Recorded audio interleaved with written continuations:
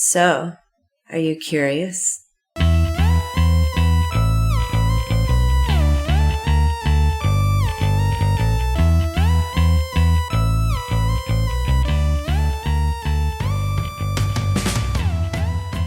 Welcome to the Curiosity Codex. My name is Kyle Olson, and joining me is my co-host, Mr. Rob Cabasco. Hey, what's going on? Hey, well, we're starting a brand new thing, so let me tell everybody what's going on. So before we get into capes and cowls, which I know is what you're here for, I wanted to talk a little upfront about what this show is.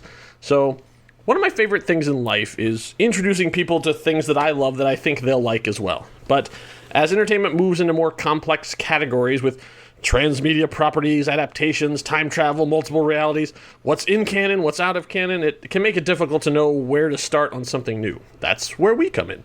So I'm not here to convince you that something is great or not. That's not up to me.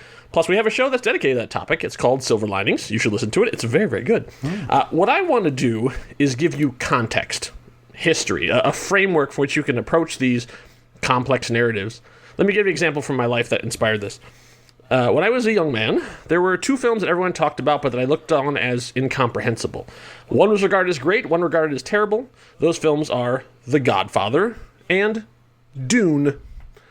So in college, two of my friends sat me down to watch each of them.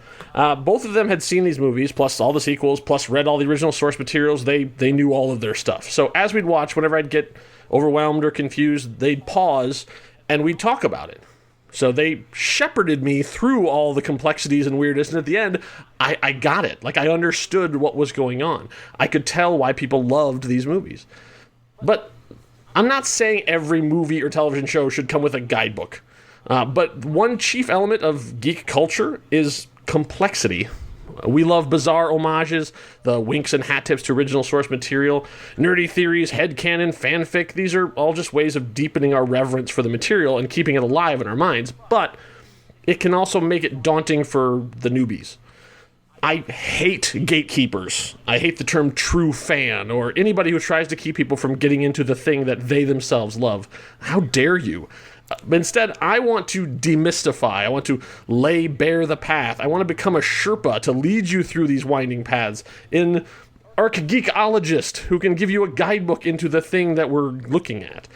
And we're going to need torches, headlamps, and giant neon signs to get through today's topic because we're talking about the DC Extended Universe, sometimes known as the Snyderverse. We're on the verge of the release of a 4-hour superhero movie that both pays off threads from hours of stories and sets up sequels that will never be made. But how did we come to this? Why is this such a big deal? And where do you even begin? That's where the Curiosity Codex comes in. So this story starts with a guy named Zach and a tale of the undead. 1, 2, 3. There's a zombie on your lawn. There's a zombie on your lawn. There's a zombie on your lawn.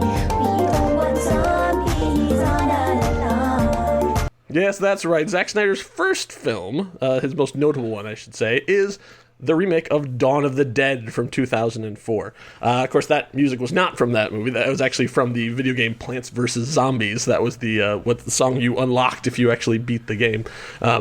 So Dawn of the Dead was a remake of George Romero's original movie. So this was the first thing. So Zack Snyder took it and sort of 2000'd it. So it was still the basically story of survivors of a zombie apocalypse, and they're all trapped in a ball. So it had Sarah Polley, Ving Rhames, Jake Weber, Mekhi Phifer, and our own Ty Burrell. We talked a lot about him in the Marvel Movie Minute. And so that was his first thing. And it's a decent movie. I think people still prefer the original. But I think it did, in the zombie thing, I think it's held up pretty well. Have you seen his Dawn of the Dead? Oh yeah, right. Yeah, I've seen that one. Let me just get caught up here because I'm mesmerized by that opening. Yeah. Oh, by the way, Rob is going to be our audience surrogate here because I've told him very little about what's going to happen here on the Codex. I want him to sort of react in real time. Yeah. Let me just tell you something. I'm ready to just bundle myself up, strap me to your back, and lead me away, lead me along as you Sherpa our way through this. I'm totally excited. I gotta also then go back and play some Plants vs. Zombies after we're done recording this, because now I'm totally into that. No, like I enjoyed that movie. I remember thinking it was a unique rethinking of that genre. Like I remember that, and I remember it had like a funky twist ending. I won't give anything away. Yeah. Right. And it was cool because it was an interesting cast of characters and mainly because it had Ving Rhames. Which was, it seemed like an odd, if I remember correctly, it seemed like a very odd role for him to take, but it made it fun because he was established by the time he was in that. True. And yeah, most people in there were sort of a similar star status that you didn't always know who was going to live and who was going to die. Right. That too. So that made it also that, which is good in a zombie movie. So that was kind of one of the rebirth of zombie movies. That's where they sort of came. So, like, from that sort of era was also then Shaun of the Dead. 28 Days Later. It was about the same kind of time period. So, like, it really started sort of this rebirth of zombie movies to make them a more viable thing, because they had been sort of relegated to the schlock bin. I mean, like, there was sort of the all the iterations of Living Dead after the original Night of the Living Dead. There, Return of the Living Dead and Revenge of the Living Dead, and all of these things that were sort of they got gorier and stranger and more niche. This was very much a mainstream movie, and so that took Zack Snyder and sort of elevated him to get on Hollywood's radar. Essentially, he wasn't A-list from this, but he was more than just a sort of schlock director. Which is, when you start out in horror, sometimes you can just kind of stay in horror. Not everybody's James Gunn. Right. And so you can sometimes just like have, and some people can have a very good career doing this. So I'm not disparaging that, but sort of like when you're on the way up. So. But this is the next time that he sort of got attention was when he actually did another comic book adaptation. So this is the time when he really got on Hollywood's radar with a tale of very scantily clad men. Bald heads and sawdust! Show this petty up and so who's the hardest? The biggest mistake that you've ever made! I'll toss you like a frag grenade! I'll stomp you in the face with my sandals and rage, and tonight we shall ride in the shade! Of course, that's also not from the movie. I was going to say... 300. So that little piece of audio comes from the epic rap battles of history, Master Chief versus Leonidas. So this was the first time that we'd seen that Zach was a comic book fan. So this was based on the 1998 comic series by Frank Miller and Lynn Varley. It was a fairly well received one, but it was sort of an indie, sort of a little more obscure comic, and so when it sort of got adapted, people were kind of surprised, because it's sort of like, how are you're going to really make a movie out of like a bunch of dudes just fighting with swords? And okay, and then we saw it and went, oh, oh right. So this is sort of a something we've never really seen before. It was sort of taking that sword and sandals genre, which is what Hollywood tends to refer to things as, sort of out of the Gladiator and Ben-Hur thing, and putting it in much more of a comic book format. This is 2006, so we'd already seen, so the X-Men movies had been out and the Spider-Man movies had been out, so we were sort of seeing the beginnings of what would become the comic book renaissance, and so this is a definite important chapter in that, because we got to see it, and this is also where we learned about speed ramping. We talked about speed ramping on the Marvel Movie Minute as well, because it shows up in Incredible Hulk, because it was everywhere after this, and so the what people a lot of times refer to as slow-mo, but it's not actually slow motion. It's shooting at such a high frame rate that you can slow the action down, but the actors move in real time, and they slow down and then speed it back up again. So it's used to very good effect too, and it's also used by Zack Snyder to sort of make comic book panels. Right. So like, someone will leap up in the air and then he'll slow it down to like, boom, there's your amazing image, and then continue on. And also we'll start seeing some of the things that will be prevalent over the course of the things, including like super alpha male aggro, the use of music, being super dramatic, way over the top, and sort of incredible visuals and not incredible amounts of depth underneath them. I would not say Zack Snyder is one for subtlety. No, I can remember when this movie came out. I remember going to see it because there was so much hype, and I was not familiar with the comic. And I will say, like, okay, anyone who's seen it, and if you haven't seen it, you should, and just know that it is, gratuitous violence. However, it was unlike anything you had seen before. You had never seen this type of portrayal exactly of like the Ben-Hur genre film, but you had not seen anything graded like this, colorized. You know what I mean? Like it it had a different sheen to everything you were seeing, and plus the music and, like you said, everything else. It was kind of rock and roll to the Stone Age, and it definitely got into it, and that's why it's permeated pop culture quite a bit. I mean, even to this day. So I mean, it's a significant movie for a lot of reasons. Yeah, it's still, and everyone knows it is a cultural touch point. Yeah. Like people, you talk about 300, and they say this is Sparta. You know, Right. It's also way over the top. Right. I mean, that's part of it. It wasn't never meant to be anything realistic. It was supposed to be superheroes in togas, essentially. Right. I mean, like it was everything was supposed to be over the top. I mean, like when the villain shows up, he's 9 feet tall and covered in gold piercings. Like it was never supposed to be like any type of historical record. Right. And people loved it. And so from that we got a bunch of pretty significant actors sort of have got their start there. Gerard Butler, obviously Gerard Butler's still working today. David Wenham, who was in the Lord of the Rings films. Lena Headey, who'd go on to be on Game of Thrones. Like this was her first sort of big Hollywood role, and then Dominic West, who was mostly known for The Wire, was in there too. So it was adapted a lot of stuff to the comic, added a bunch of stuff in there. But then people thought it was fairly accurate to the comic book too, enough so that he actually like recreated individual panels from the comic. So after that, he did Legend of the Guardians, Owls of Ga'Hoole, and Sucker Punch, and I really don't care to talk about either of those. Yeah. I don't think they really contribute to what we're talking about here, and Right. I'm not a big fan of either of them. So let's keep on sort of our topic, which is comic book adaptations, because then finally they were like, you know what? I think he's ready for a major project, a huge comic book characters, to really get into something important, and to talk about basically to film the unfilmable. And so he got his next major project. Oh no, Adrian! Looks like the Reds are polluting the city lake! What do we do? We call the Watchmen. Strong together, united forever, they're the best of friends. But when trouble's about, you'd best watch out for the Watchmen. Now is their leader, and he loves to party down. Rorschach's rents to the animals.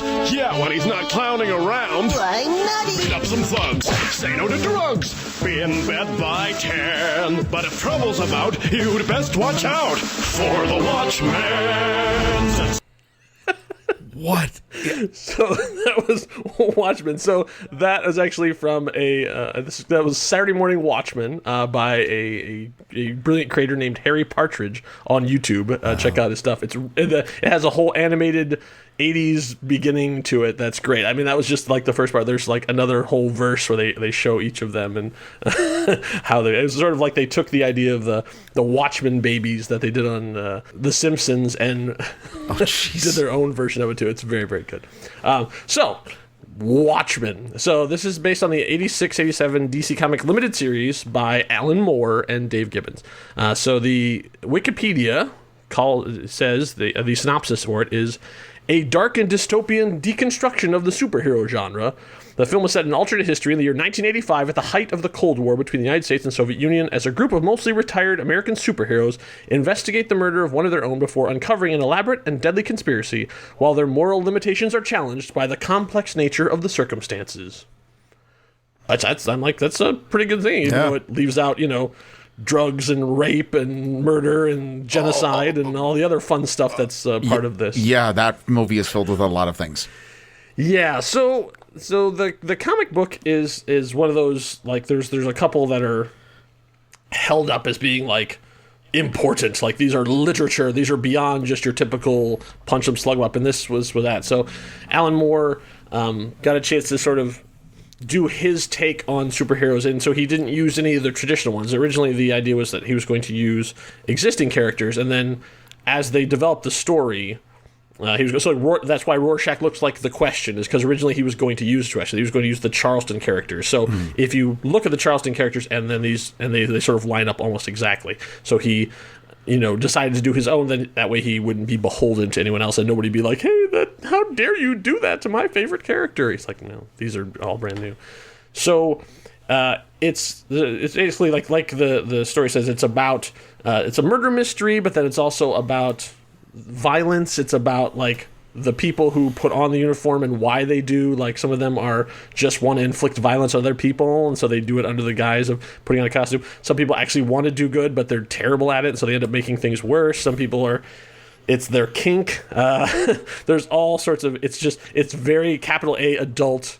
It's very messy. It's very, but also I'd say messy in terms of like the repercussions on the characters, because it's very, very plotted out. Like every panel is decided on. Every layout of the page is decided on. It's very, very deliberate in storytelling.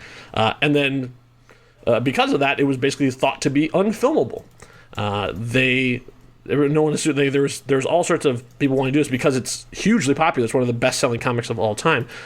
People want to do that. Terry Gilliam was attached to it for a really, really long time, and there's a television adaptation at some point. They had all these things they were talking about doing, but no one ever do it. And then finally, they decided, like the movie, and then they saw 300 and went, "That's our guy."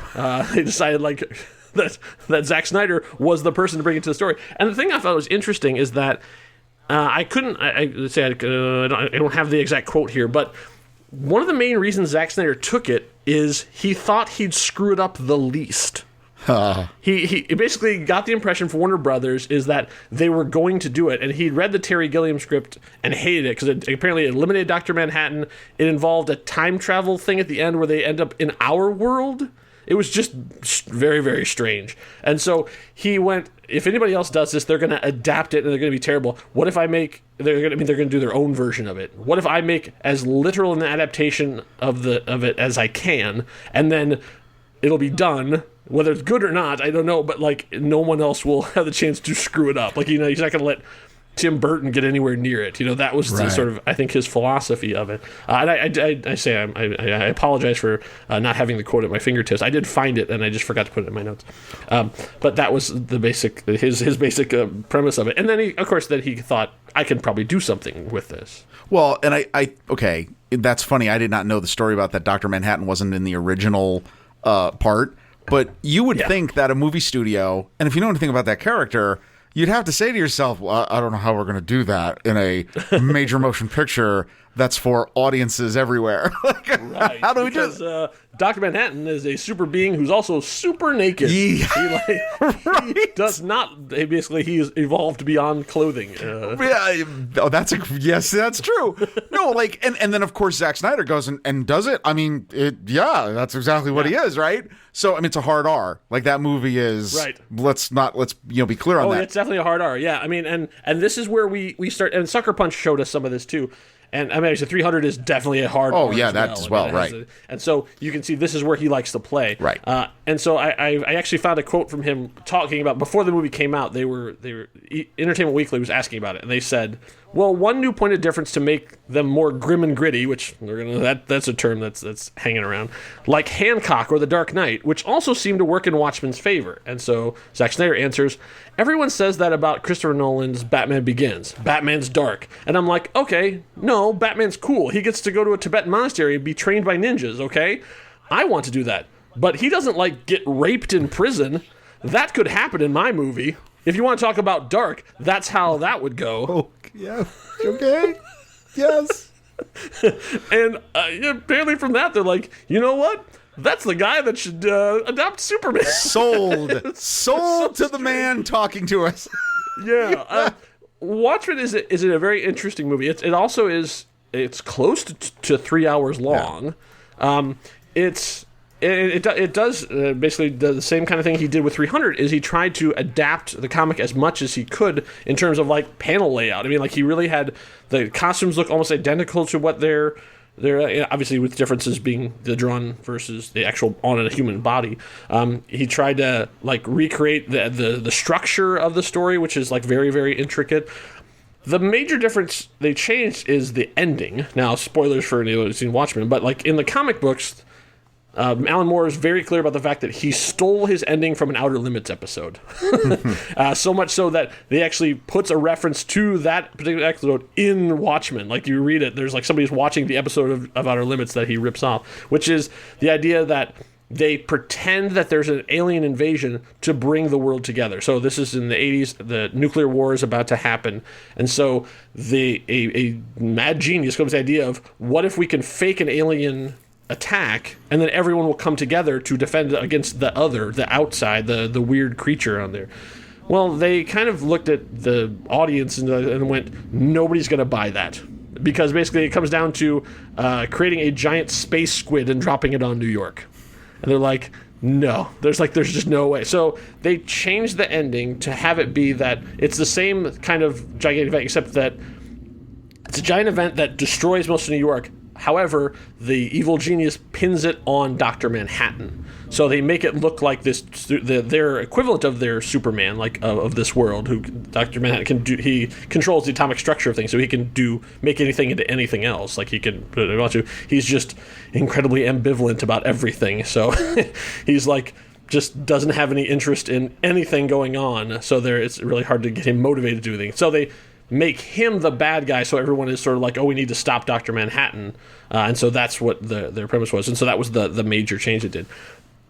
The other major difference is really the tone, because Alan Moore's sort of premise is superheroes are not a good thing. Like, the fact that these people are dressing up in costumes and beating up on people is not healthy. These people are not heroes. These are just messed up people who are, sort of externalizing their trauma and doing terrible things under a mask. And so Zack Snyder said, yeah, but isn't that awesome? And so he sort of goes from like the action in Watchmen comic is really brutal and not gratuitous in the same way that like 300 is like gratuitous. Like, it's not like big full panel pages of like heads being chopped off and people with glee. I mean, it's really close and intense in small panels, and it's very disturbing and uncomfortable.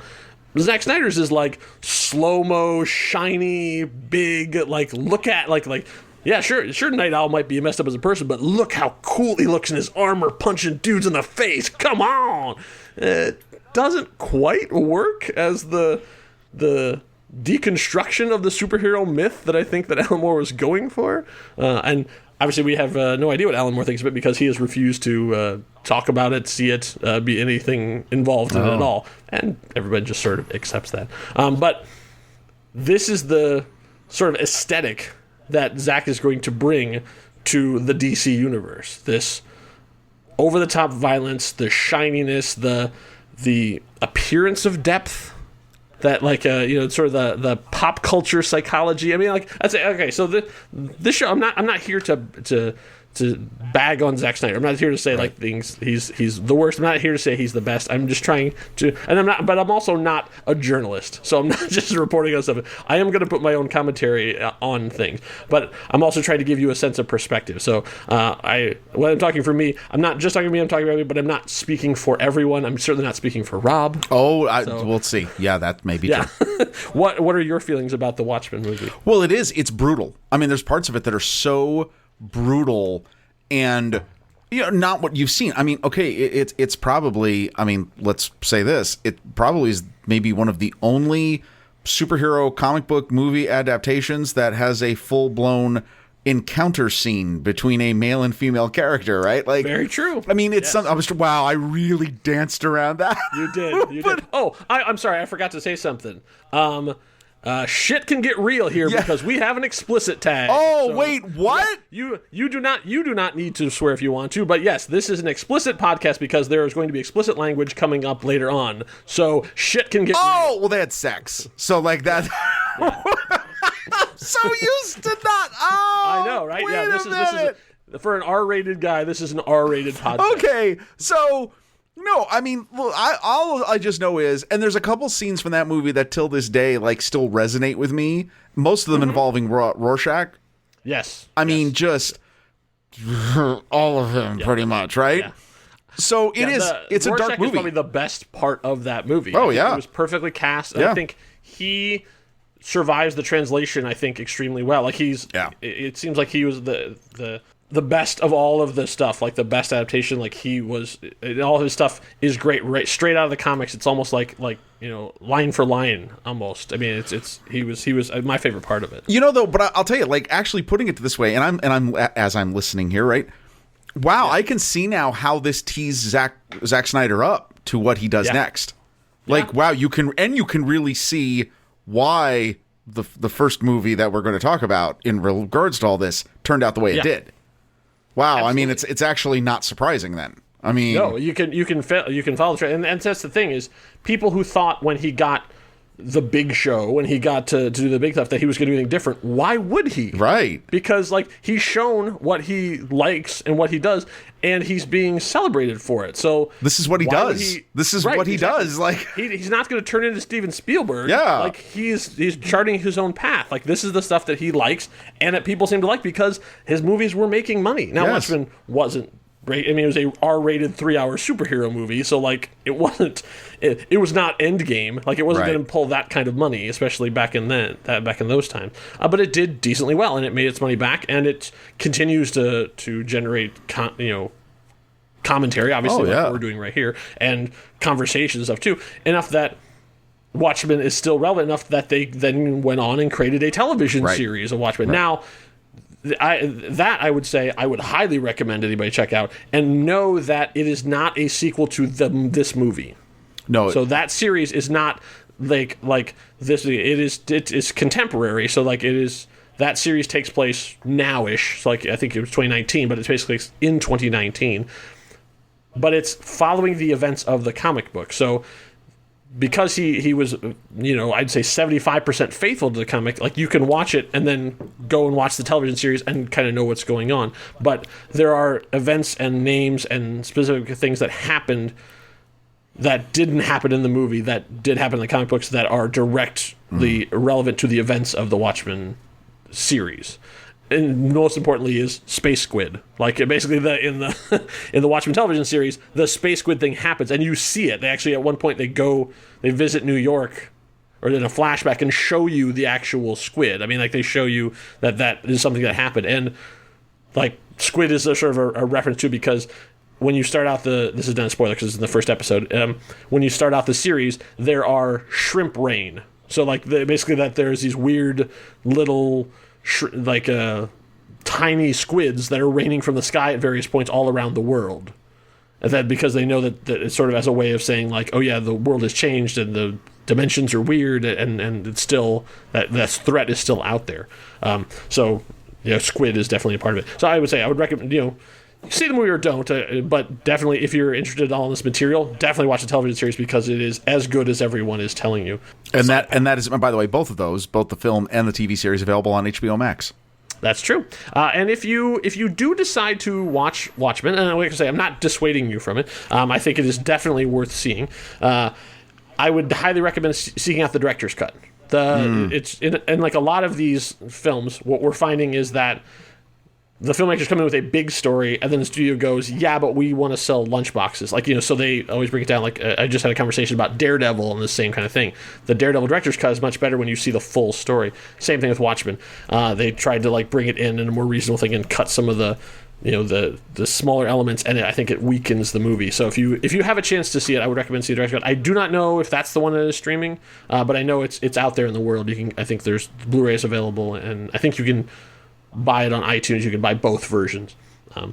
There's also as another thing we're going to see continuing on Zack Snyder, there is an ultimate director's cut of Watchmen as well. I'm not a big fan of that one. And that one he tried to let's see. Well, we're here, so let's get nerdy. So in the original comic, the people of the universe of Watchmen don't like superheroes. Like, superheroes are not like they are sort of in our culture. They're a dominant thing. People go to the movies, you buy the pajamas, you have the action figures, all that stuff. They don't care about superheroes in terms of that way. They love pirates. So pirates are the dominant culture in that universe. So everything that they watch are pirate movies, pirate comics. And so there is a comic book that one of the characters is reading through the entire course of Watchmen, called it's Tales of the Black Freighter. And so sort of it's a horror story, but set in a pirate universe, and so at various times they'll cut to someone reading the story, and you'll actually see panels of this comic book that takes place in the universe. They did an animated version of the Tales from the Black Freighter, and then they cut the animated thing into the movie approximately where it goes in those little vignettes. And I don't really care. Like, I mean, I want to see the story of Watchmen. I don't really care about what's going on with this pirate thing, whether it's thematically linked or not. So adding that in just bloats the runtime, and then you go, ugh, another animated thing. I guess, thematically it's supposed to tie into, but I find it's just more distracting than anything else. But there you go. So if you have a chance, my recommendation, director's cut. If not that, then the theatrical cut, and then just ignore the whatever ultimate director's cut I think it's called, something like that. But now we're gonna get into the big stuff. Now we're here for the man of the hour, the Tower of Power, the big blue Boy Scout. You know him, you love him. It's Superman!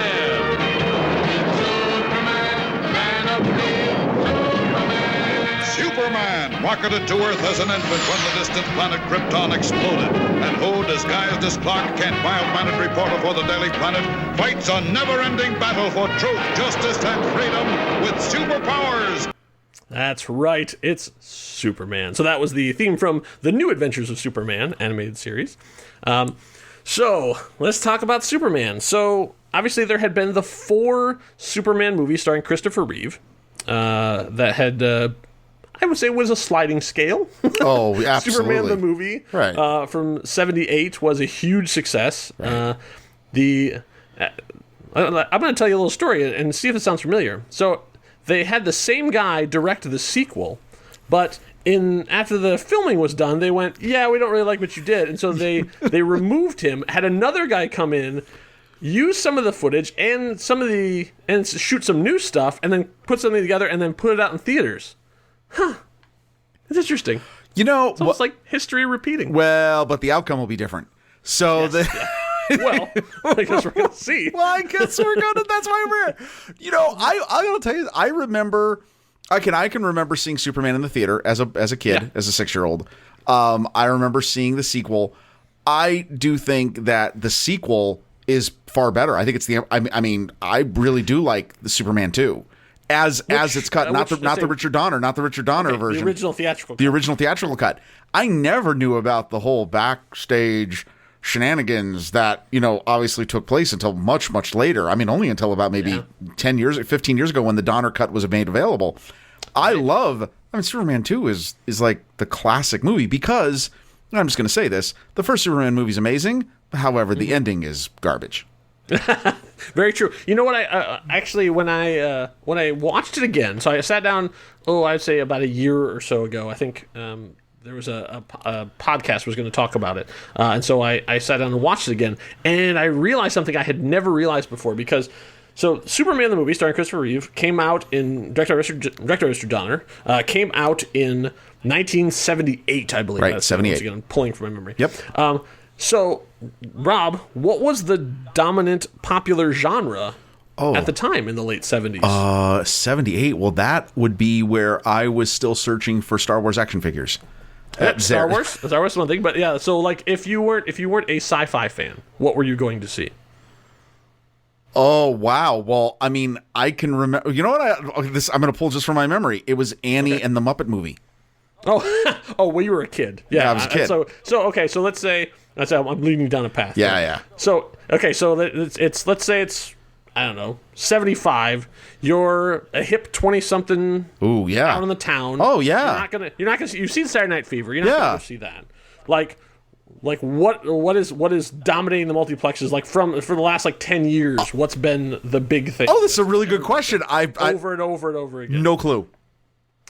Disaster movies. Oh, airplane, airport. Exactly. Like, Towering Inferno. Towering Inferno, Earthquake, Poseidon Adventure. That had been the dominant thing. When I watch Superman, it's a disaster movie. Oh, gee, it really is. Because you have Lex Luthor and stuff too, but everything that he do is earthquakes and fire and Superman's not fighting Zod. Whoa!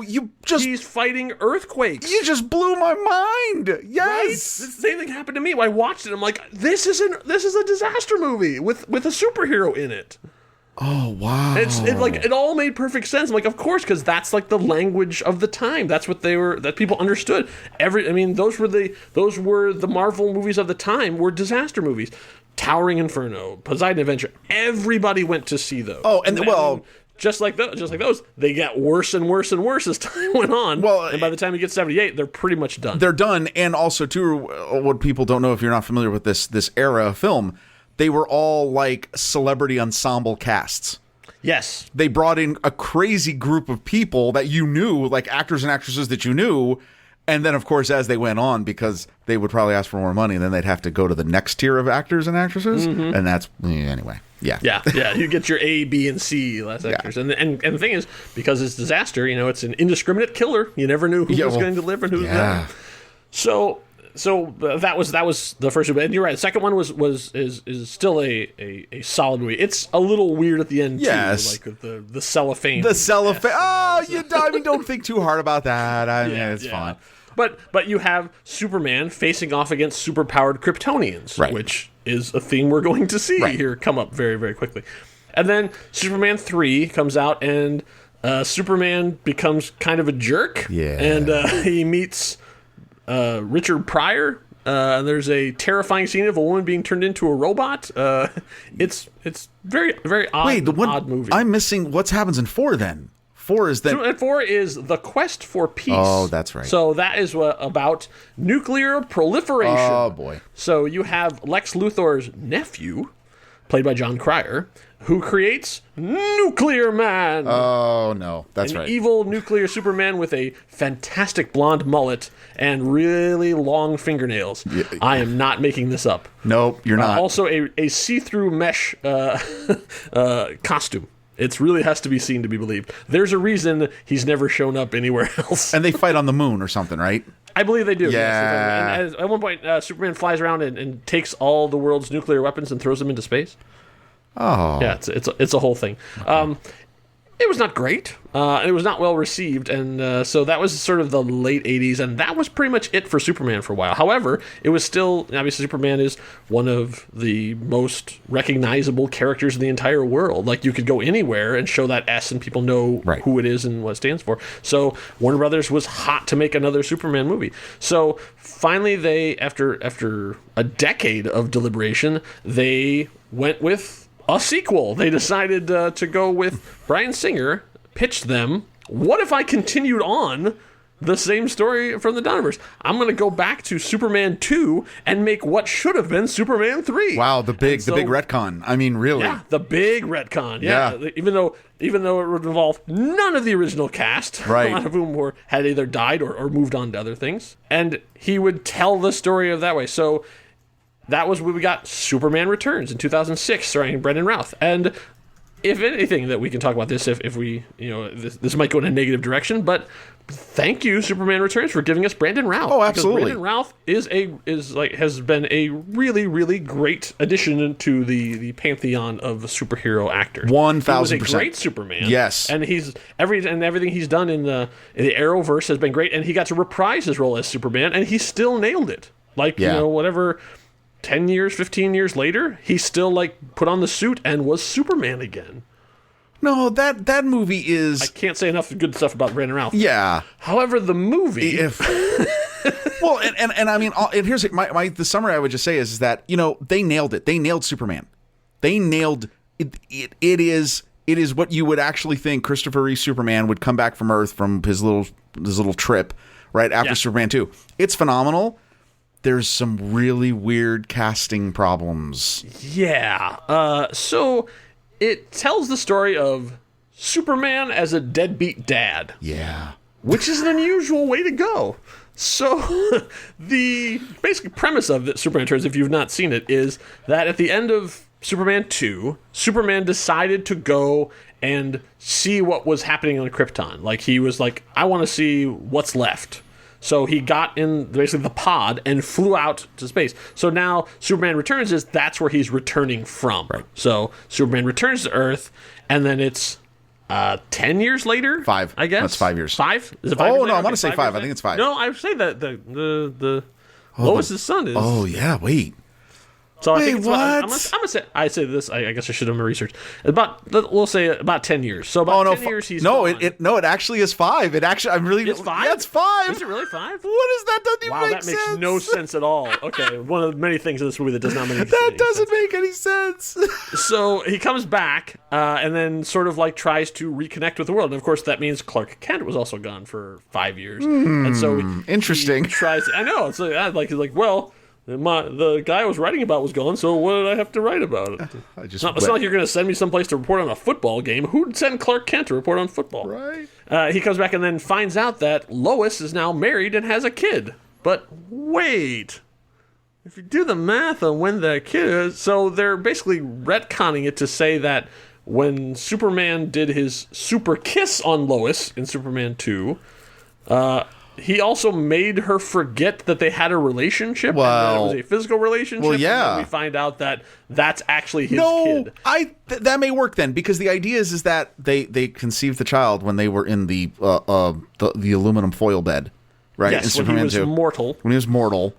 And then, maybe a couple years happen, and then he takes off, and then he comes back. Yeah. And so he's come back. He's been gone 5 years, but he's come back like 8 years later. So that actually, maybe All right, that's the that plan. works. But she's married to Cyclops. Not cool. Yep, she's married. That's right. And I will just say, like, one of the things that did always, whenever I've seen this movie in clips and stuff since I saw it in the theater, Kate Bosworth. Well, I totally enjoyed Kate Bosworth. Mm-hmm. I just didn't ever see her as Lois Lane. And I had so there was an issue with that. And then there's other issues with some of the other characters. Yeah. I say we don't have to. We're not going to get deep into. It has its own issues. But I mean, obviously there is the actor who should be forgotten and playing Lex Luthor. Yeah, we won't less worry said about him, that. the better. There's a couple. There's some good things in it. I mean, like the effects are really good. I think I will go on a limb and say this is probably the most powerful Superman we'd seen. Oh, I mean, like he is impervious to pretty much everything. I mean, this is the Superman who bounces a bullet off of his eyeball. and that's cool. Like that was. Do you remember when they showed the trailers for this? I do. You know, I have a weird connection to this movie because the first and only San Diego Comic-Con I went to, I got into Hall H, and they did a presentation on Superman Returns and showed what Bryan Singer referred to as a tone poem. He's like, it's not a trailer, it's a tone poem. Oh, my God. And it showed a bunch of, like, just unrelated clips sort of set to, like, this sort of generic-y music, kind of just, here's what I've been shooting, because he was in Australia shooting. Right. And at the time, he flew over to do this, and then he flew back. And so that was one of the things that they showed. One of the first things they showed was that was a big special effects sequence that they added in to show, you know, how powerful Superman was, and that somebody opens on him with like an M60, like da, da, da, da, da, da, and you see the bullets just bouncing off, and they show a close-up slow-mo. There's slow motion again, Right. more speed ramping. Right. Hit his eyeball and deform and fall to the ground, like it basically just like bounces off. Something you had never seen before. You had never seen that portrayed in real action in Superman. Right. Yeah, it's a So, conflicted movie. I mean, he lifts like, you know, like an almost entire continent. I think. Right. I mean, he was really at the height of his like, you know, powers. That didn't work. Like people basically like didn't really. And once again, it's like most of these things. It does okay, but it doesn't set the world on fire. Like it's not well regarded by everyone. It's just one of those things. Like, oh well, they just don't know how to do Superman. And that really is the truth. The Warner Brothers did not know what they wanted.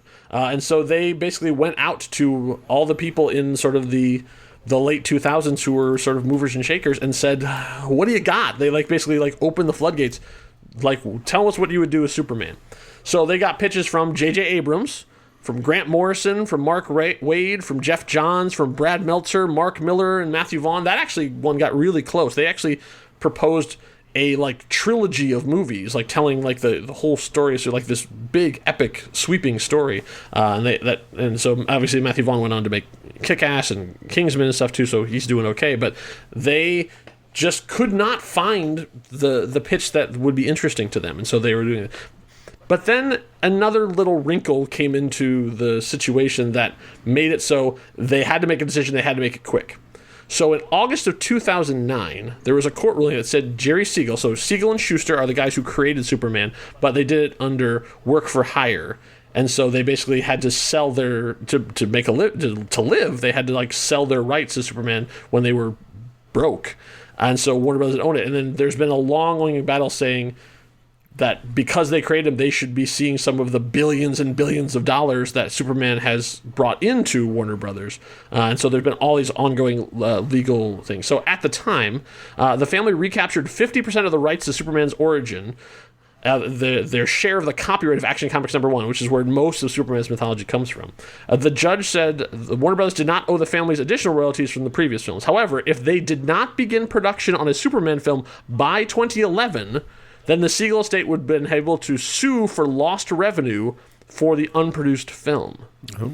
So it was kind of a pay-for-play thing. Like, basically, they were going to have to write a giant check for a Superman-sized movie that didn't exist if they didn't put one today. So all of a sudden, it became, all right, we want the perfect pitch. It was like, oh, we want the best pitch, like just something right now. Like, who's got something right now? And so they didn't have to look very far. They went to Christopher Nolan. So Christopher Nolan had been making the Batman trilogy that we know for them right there. And so they said, like, look, you know superheroes, like, what have you got? And so they signed him on as a producer to put something together. So he listened to the pitches, and the one he liked best was from David S. Goyer.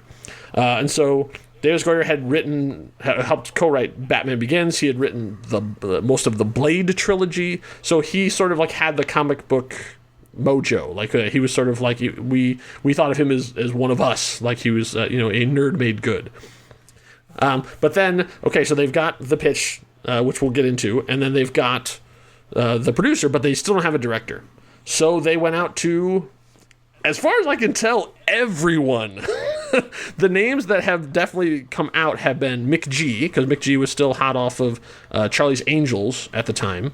Guillermo del Toro, Robert Zemeckis, Ben Affleck, actually, as a director, they went to. Duncan Jones, who would go on to make the Warcraft movie. Matt Reeves, who's currently making The Batman.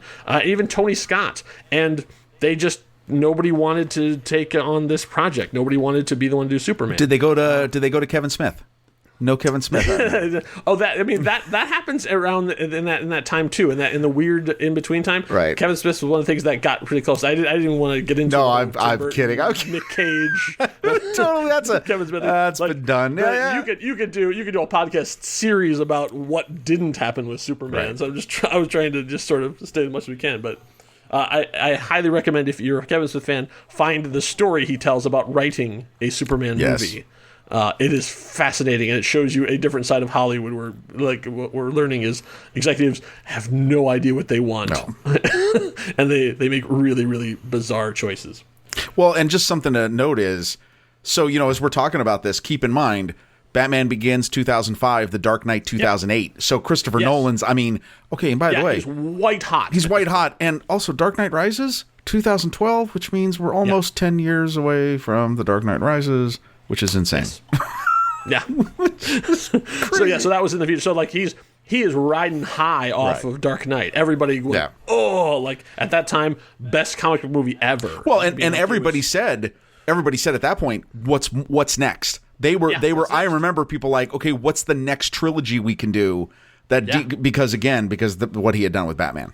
So it makes perfect sense. I mean, like from a management, you take a known quantity, like they know what they're going to get with Christopher Nolan, and so like they put him in charge of it, and so he and David S. Goyer then decide on our boy. So like, so Zack Snyder then gets the nod and basically then proceeds to rework the entire story. So he had very different ideas of what they wanted to do. So with David Goyer and Christopher Nolan, the three of them combined to tell the story. And so Rob, if you would be so kind, would you give us a synopsis of the film Man of Steel? Okay, first of all, let me just say, I will just tell you, a brilliant title. Because here's the deal. Yes. I think when they did this, that was the first thing they did right, and in the theme of Batman Begins, right? Not a typical Batman title. So right, it takes its name from the John Byrne miniseries that he did, which sort of was its own reboot of Superman, because it used to be that it was Superman pretending to be Clark Kent, but John Byrne said, no, Clark Kent is the guy, and he becomes Superman for when he needs to, but he's always Clark Kent, which is a very different approach than we had seen in the past. So it was very much of he's a farm boy from Kansas who's pretending to be a superhero, as opposed to a distant alien who pretends to be human. The Quentin Tarantino version of the story of this is his version, like what he thinks humans are. It was a very much grounded kind of story. But that's pretty much all it takes. Oh yeah, from that is just the title, because that's not how Zack Snyder took the story. So here we go. Let's see if I miss anything. All right, we start with Krypton. Krypton is going to go boom due to too much mining, which is interesting. Zod, we all know Zod. General Zod, he kills Jor-El. He's banished to the Phantom Zone with his minions. Krypton goes boom, and Kal-El lands in Kansas and is raised as Clark by Jonathan and Martha Kent. He has a tough childhood. He has a tough adulthood, and Clark becomes a good-natured wanderer. Meanwhile, journalist Lois Lane goes to check out an alien ship, which turns out to be a Kryptonian scout ship, in the Arctic, and guess what? Clark's there. He sneaks into the ship, meets his AI dad, learns everything, and saves Lois when things go boom. Lois decides to keep his secret safe from the world after learning how St. Joseph died while Jesus watched. Wait, hold on. That's wrong note. Sorry. I think you switched a name. I switched a story there. Okay. You understand what I'm saying? Zod escapes. Zod escapes the Phantom Zone, comes to Earth, tells the world, "Hey, hand over Kal-El," while he hatches a plan to reform the Earth with his world engine. Watch the Star Trek reboot to understand how that works, and repopulate it with a master Kryptonian race based on genetic key taken from Clark and Kryptonian technology. Superman cooperates with the U.S. military to stop him sending his minions back to the Phantom Zone and putting an end to his plan, but not before a no-holds-barred battle ensues in the streets of Metropolis, ending with Superman killing Zod to save a family. Clark takes on his identity as Superman and his secret identity as a freelance reporter for the Daily Planet to stay close to the news and a girl.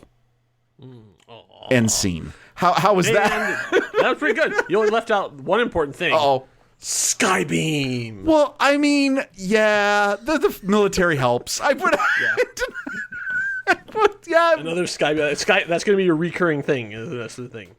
The Skybeam. Yeah. What about this movie, boy? It's complicated. So I would say I have some stuff I want to talk about, but I know that this is one of the things where our opinions differ, because you are a fan of this movie and I am not a fan of this movie. Right. So tell me a little bit about what the good points are in your opinion. Like, I'm not saying defend it to me. I'm just saying, like, tell me like the things that you think are awesome about Man of Steel. So here's the deal. This is my general view on the movie, is that, one, Marvel's established at this point, right? 2013. They've got a bunch of movies in the can. Okay, their genre is clicking.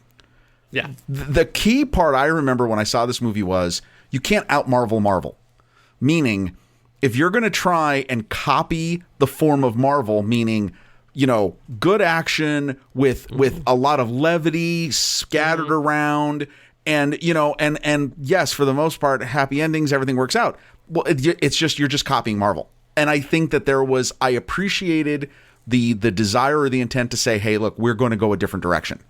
Now, I also enjoy, and here's the deal. I actually really, not because it's okay, and we're going to differ, and I can get poo-pooed for this. Yeah.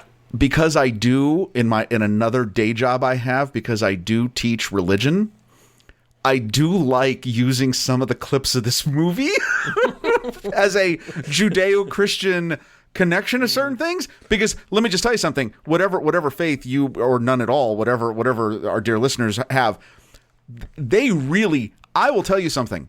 It's not just he went all in trying to make Kal-El the Jesus. He went all in on making Jonathan Kent St. Joseph. Like, in ways that I really don't think people fully understand. Now, is that good for Superman? No, it's not. I'm in full agreement on that. Is it good if I wanted to have some cool clips to play, teaching about something? Yes. I mean, there is, and I will tell you this. I mean, here's my last thing. I really enjoyed the music. I really, really do love the theme. I love the sounds of this movie. And I will say that the death of Jonathan Kent in the movie, that whole sequence, just separate it from Superman. Just as a moment of sacrifice of a character for the benefit of another, I think it was spectacularly well done.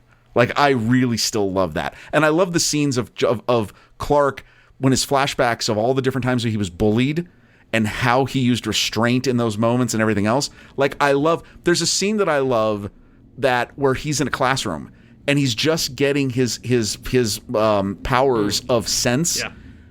And to see that type of experience, and then his mother's the one who comes in to be his rock, those were things that you had never seen portrayed in Superman, and I do appreciate that stuff. Is it all appropriate? No, it's not. That's all I got. Since you talked about it, I was gonna leave this for later, but let's talk about the religious imagery, because it's not. It's like a lot of times people put stuff onto movies that were never intended to be there. This is not that case. This was 100% intended. Like, how old is Superman in this movie? Like Clark. How old is Clark in this movie? I'd say he's in his 30s, right? Yeah, he's 33, Rob. Oh no. Yeah, no. He's 33? He's 33. Well, and people understand that is believed to be the death. Jesus was the age of Jesus, right? So I found a quote from Zack Snyder talking about specifically the religious imagery, because there is a lot of religious imagery. God, it's filled. Beyond that, there's the fact that when he is about to have his this big confrontation, where does he go? He goes to church. Yes. And he meets with, and like you said, and like the framing of it is the priest is sitting down and Clark is standing up. So he has to look up at him to do that with the light behind him. And behind Clark's shoulder is a stained glass image of Jesus praying to God in the garden. Well, no, like that sequence. Okay, let me just put a little thing here.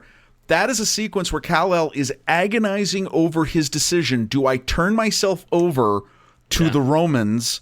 Take this cup away Jesus Christ, Superstar, man. No, like that's that whole sequence. And what's the image behind him? An image of the biblical portrayal of Jesus, his agony in the garden, the night of the Last Supper. Like, that can't be clearer. It cannot be clear. And so I found this quote. That this is when Zack Snyder did an interview with CNN talking about the religious imagery. And he says, "When we started to examine the Superman mythology in the most classic sense, I really wanted to press upon the film the why of him, which has been 75 years in the making. The Christ-like parallels, I didn't make that stuff up. We weren't like, hey, let's add this. That stuff is there in the mythology. That is the tried and true Superman metaphor. So rather than trying to be snarky and say that doesn't exist, we thought it would be fun to allow that mythology to be woven throughout." Oh, wait. Even I'm a little offended by that. Yeah. Because what? Okay, so and the marketing department of Warner Brothers also leaned into this. They created a whole section of the Man of Steel website about the Superman as Christ metaphor, including a downloadable PDF you could get called Jesus, the First Superhero. Oh, even Jesus would be disappointed to hear that. Yeah. And like there's we could go on about this. There's the scene where after he rejects the thing and gets thrown into space, he falls out of the ship and he goes into a very familiar T pose as he's falling. So these were 100% intentional. Well, no, it was just text. It wasn't subtext. It Oh was text. no, my God! You can't. Well, and one, you could go to the whole thing about. When I make the funny thing about Jonathan and St. Joseph, that is clearly there. Absolutely clear. His whole death, because if you study anything about the belief is that St. Joseph dies somewhere between Jesus' 12th and 30th birthday. That's why he's no longer in the New Testament, right? Well, that's what happens. And the idea is there's been, talk about this and theologians about, Jesus could have saved him. And St. Joseph was like, no, it's not your time yet. That's literally what happens in the movie. When you also have, I'll even just make this one last point about how there's no way he can say that's not true. The scene where where Superman has given himself over to the military, they're in the interrogation room with Lois. He says it flat out. I am handing myself over to to you, I'm offering myself over as a surrender. I'm not surrendering to Zod. I'm surrendering to mankind. Like, that's another way of explaining that. If you believe in that, that explains that. And then when she says, what's the deal with the S? Oh, it's not an S on my world. It means hope. Well, on here it's an S. The cross was an instrument of humiliation. Like, that whole line is a direct connection to that. No, you can't say that. Yeah. No. But here's the thing. They really forced this on it, and I think they really like pushed this metaphor hard because it, honestly, as someone who's read Superman comics for a long time and looked for this stuff, there really isn't a Superman Jesus connection. No, there is a Superman religious connection. Yes, but it's not Jesus. It's like, and I'm not the first person to point this out, but folks, he's Moses. Yeah, wrong testament. Superman is space Moses. Yeah, he was taken from his people, put in a boat / egg, sent down the river to be raised by people who are not his own, and then later in his life he finds out where he actually comes from, and he decides to serve the people that he is with. He's Moses. Like, if you have to put a religious thing on it, anyways. And also, Siegel and Schuster were both very good Jewish boys. Yes. His name is Kal-El. Yes. That's Hebrew. Like the L. I mean, have anybody's ever noticed angels? Angel, Michael, Kal-El. Like, Kal-El. that's it. Yes. Like, so if you have to, and there's no reason you should, but if you have to put religious things on him, he's Moses. Yeah. Every time I see Superman as Jesus, I'm like, you're looking in the wrong side of the Bible. Yeah. It drives me crazy. No, okay. So how much do you think, and I can remember when I saw it, I mean, I did love it. I enjoyed it because, again, for the main things I said at the beginning was that it's different. It was a different take. You're trying to come at this from a different angle, right? And I understand that. I have some serious problems with this movie and their portrayal of Superman. And, okay, so what you'd think it would be is the fact that I was a Superman fan, had read the comics, and it's different, and I don't like it. And, okay, fine. However, over the course of the time, by the time I got to this movie, I'd seen a dozen versions of Superman. Right. Like, I mean, I watched the original George Reeves thing. Like, they were still on television. They would do it. I'd seen Christopher Reeve. I'd seen Superman the Animated Series in '96. I'd seen the Superboy series from the '80s. You know what I mean? Like, I'd seen Lois and Clark. I'd seen Smallville. Like, I had seen many Super Friends, Superpowers, the Batman Superman Hour. I mean, like, I had seen many versions of Superman. But something about this one just was so wrong to me, that he just was so different that I didn't recognize him as being Superman.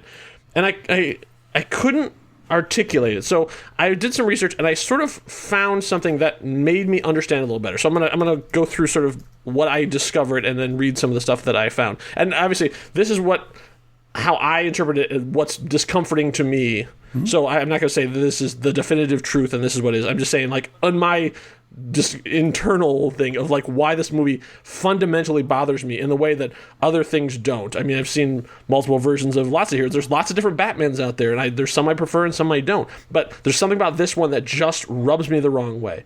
I'm not the only one, but I'm also not the voice of the majority or of all people. So there's a book by Glenn Weldon called Superman, the Unauthorized Biography. I highly recommend it. He's also written one about Batman.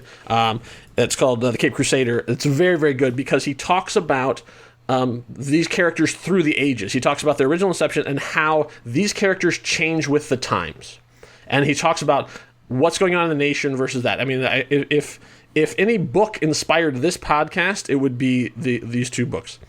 So in it, he says, Superman changes as our culture changes. The only thing about him, in fact, that has remained untouched, inviolate, since Action Comics #1 hit the stands in April 1938 is his motivation. That motivation is at once the simplest of them and the hardest to unpack. He is a hero.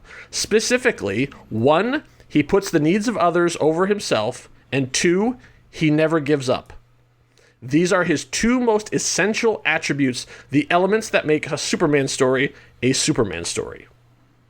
And that is the beginning of the problem I have with this, because this is the most selfish Superman in history. So I started to unpack that, where does that come from? Why is he like this? And then I started looking into Zack Snyder and what his sort of philosophy. And I'm not going. No, I'm going to talk about some stuff, and I'm not putting anything on Zack Snyder. I've never met the man. I have never, read detailed biographies of him. I just know what he has talked about publicly and what he likes. And one of the things that he is very, very interested in is Ayn Rand and objectivism. He wants to make a movie about objectivism too. And so when you look at that, and I found a really, really interesting article online called Man is an End in Himself, an objectivist analysis of Zack Snyder's Man of Steel. And I read this and it sparked with me. So I'm going to read you some of this stuff from this website, and then in the show notes, you'll find the link to it. You can read the whole thing. The guy's very well researched, and so I'm just going to pull some stuff out there. So let's talk about Dear Old Dad. Now, we've seen several different Pa Kents over the years. We've seen sort of in the original Superman, the 78 Superman, much older man, and obviously he dies of a heart attack, and that Clark learns that he can't save everyone, and so that's the lesson there. We've seen the sort of down-home wisdom of Jonathan Kent on Smallville over the course of years, always being the supportive dad, trying to help his son as much as he could. So and there's the sort of octogenarian ones on the animated series that don't really have anything to do, just sort of you can do it, Clark. I mean, they're not really relevant to the thing. We see they're just good down-home people.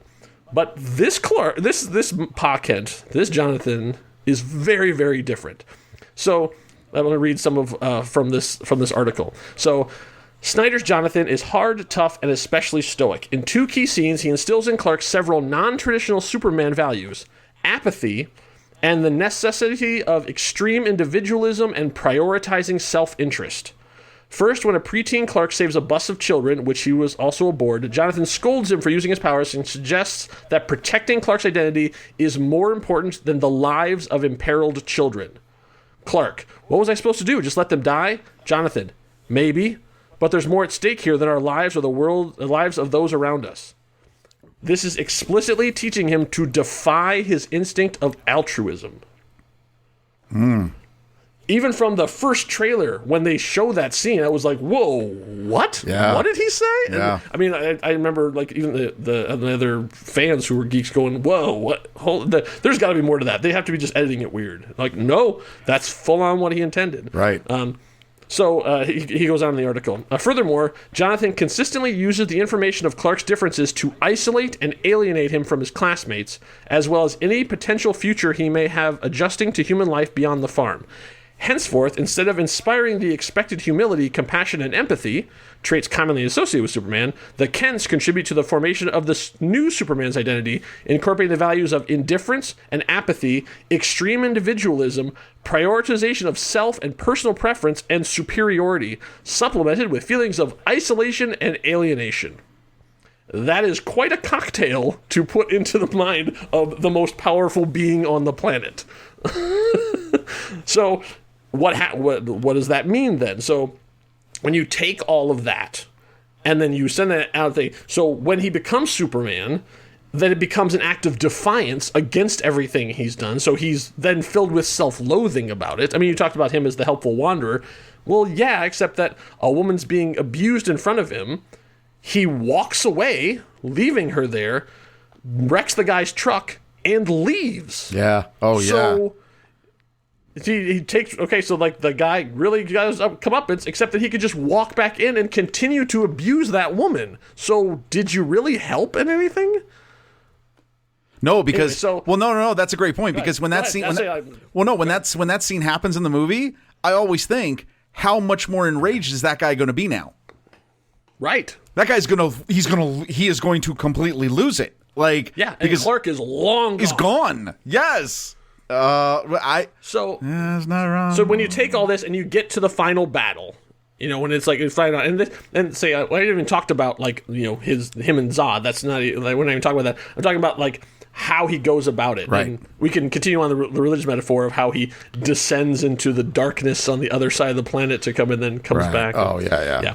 Anyway, so continue on in the article. So, moreover, while the ashes of buildings and human bodies rain down upon Metropolis, Superman removes himself from the battle to lock lips with Lois Lane in the midst of a charred and demolished block of the city. In the selected scenes and throughout Man of Steel, Snyder presents a Clark Superman who pursues only his own superior self-interest, prioritizes his own goals, safety, and any person he prefers, Martha Kent, Lois Lane, and expresses indifference and a lack of empathy towards human suffering and mass death for which he is arguably responsible. This is my problem. I don't recognize this guy as Superman because he doesn't act like Superman. Sure, he punches the supervillains, but he does not acting in a way to help anybody else except himself. It is and those he prefers. Right. It is a dark. I mean, no, and wow. I mean that's very deep. The whole objectivism part. I mean, right, exactly. I mean, like I say, like, am I saying this is 100% it is? Well, no, but I say, like, when you look at it this way, you can see this was the deliberate choice that they made. Absolutely. About how they wanted the psychology of their Clark to be.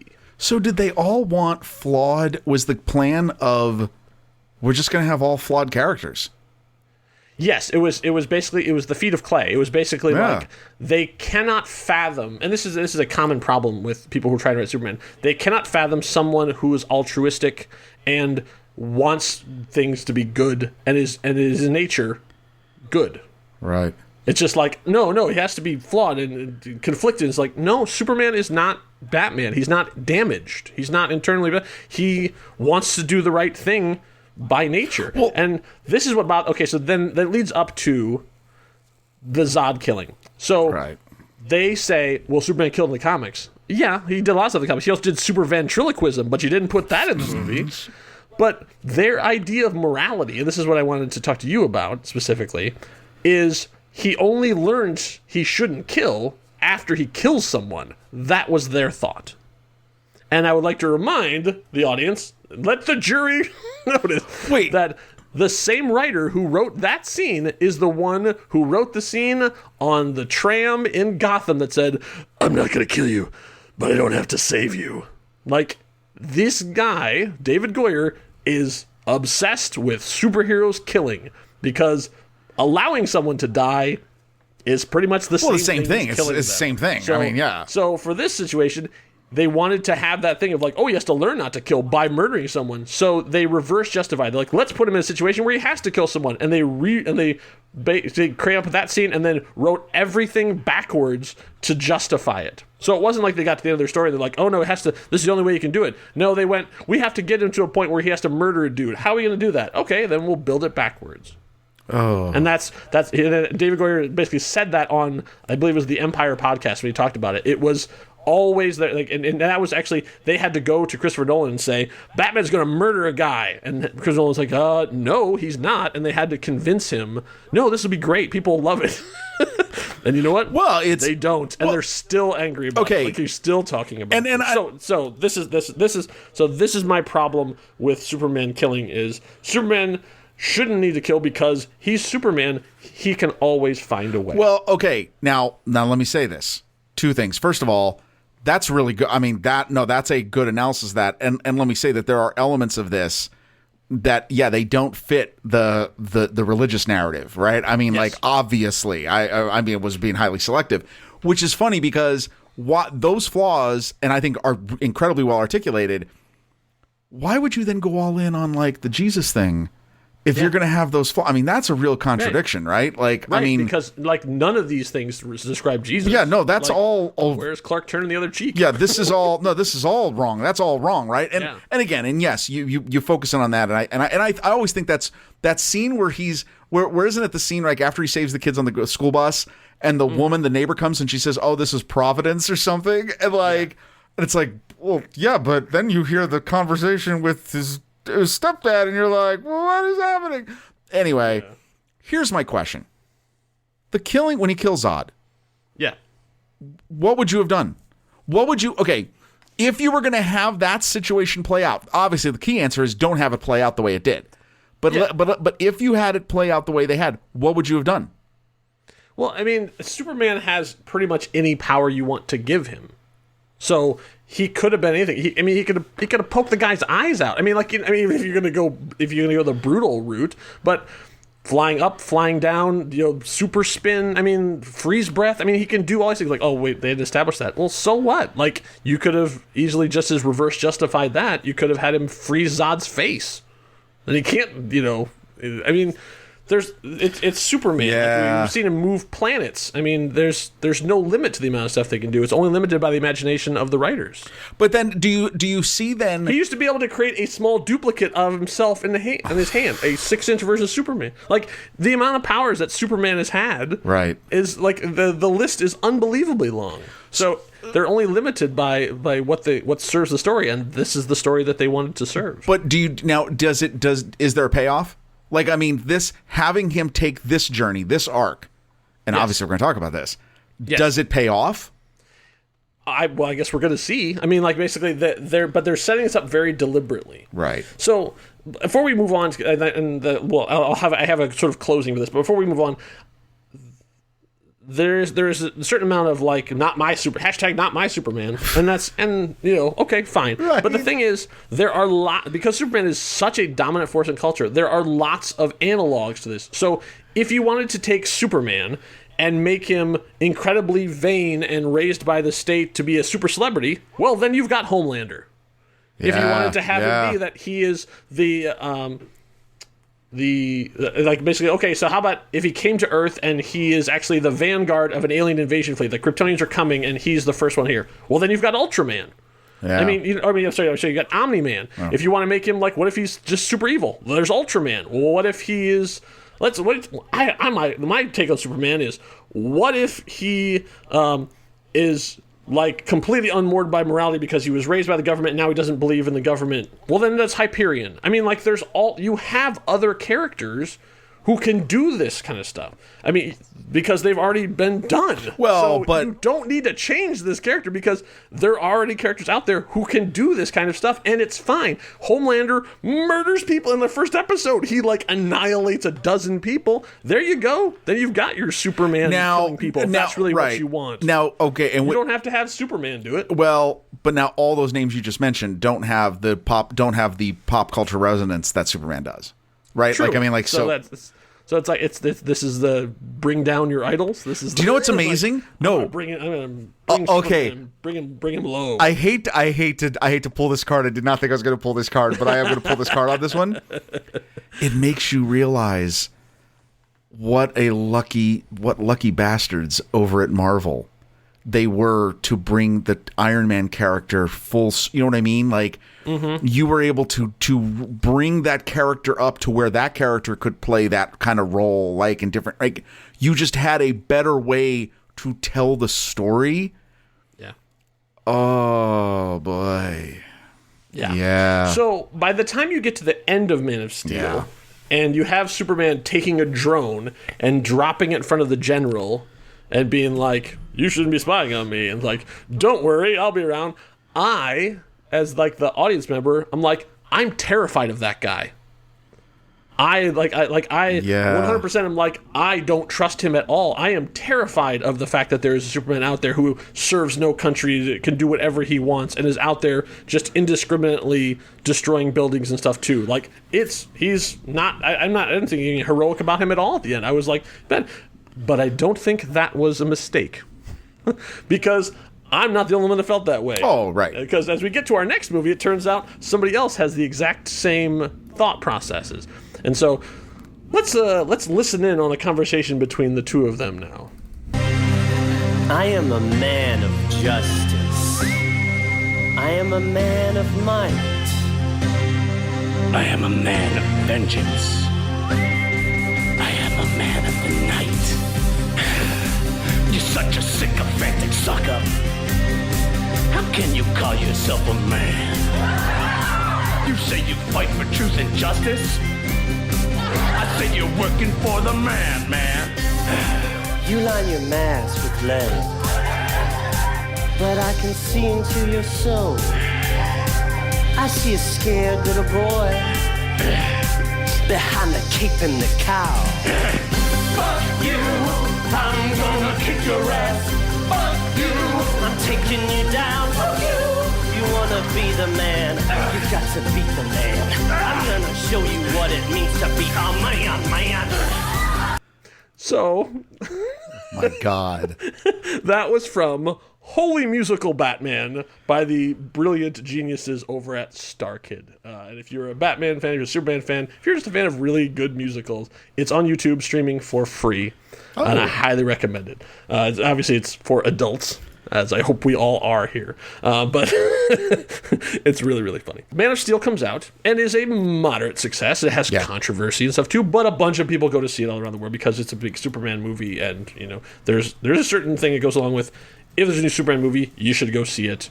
And so people did. And it was enough that they justified a sequel. So they started developing it. But just one sequel isn't enough. Oh no, not when you look over across at the other side of the aisle and you see that this whole universe is forming and everybody's loving going on there. So in October of 2014, DC announces the DC Extended Universe. So they announced a slate of 10 movies that are going to come out over the next couple of years and do it. So here's the list that in October 2014 they said was going to happen. So the first movie they said was not, in fact, Man of Steel 2, but was now Batman v Superman: Dawn of Justice. And that would be followed by Suicide Squad, an adaptation of a team of supervillains who work for the government. That would also arrive in 2016.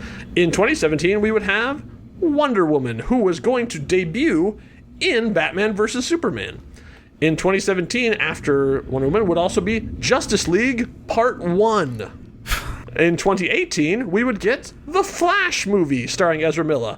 He would also be showing up for the first time in Batman v Superman: Dawn of Justice. In 2018, we would have Aquaman starring Jason Momoa, and stop me if you've heard this one, he would also be showing up for the first time in Batman v Superman: Dawn of Justice.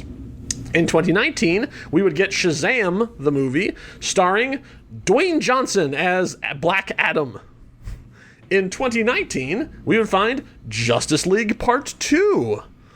And then in 2020, we would get Cyborg, starring Ray Fisher, who would also be making his debut in Batman v Superman: Dawn of Justice. And then in 2020, 9 years after their first attempt, we would get the Green Lantern movie. Oh, jeez. When was this announcement made? That was made in October of 2014. Now, perspective. That would be 2 months after the release of Guardians of the Galaxy. Yeah. And that's when they probably realized we're a mess. Because think about this. Your Guardians of the Galaxy comes out. That followed Captain America: The Winter Soldier, Thor: The Dark World. We don't have to talk about that.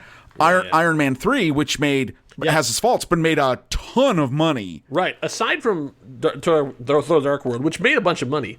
Right. Marvel's on a hot streak. Yes. I mean, like, every movie that comes out is like beloved and making a ton of money. They've already had the full Avengers. This is and you knew Age of Ultron is in production. So like they felt incredibly pressured. They wanted to put all the ingredients in the blender. They wanted to hit puree. They wanted it. They wanted the MCU. They wanted it now. They wanted to get into this business immediately. God. And it's interesting because, like I said, Man of Steel, even when it came out, was not beloved, was not highly regarded. It did decent, but everybody who sort of came out was like, yeah, okay. Interesting. Right. And interesting. It was sort of like, upon this rock you will build your church. Yeah. Yeah. Okay. No, that's sand. That's all sand. No. Man of Steel is a little bit shifting sand.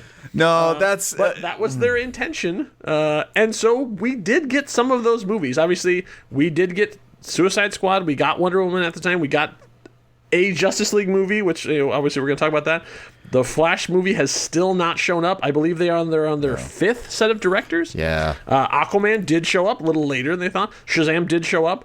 Justice League Part 2 never happened. Cyborg movie is definitely not going to happen. And the Green Lantern movie, I believe, is now scuttled because there is now a Green Lantern television series that's going to be on HBO Max. Oh, Well, there you go. So Man of Steel 2 was in development. They're trying to figure out what they're going to do. What is the sequel to Man of Steel?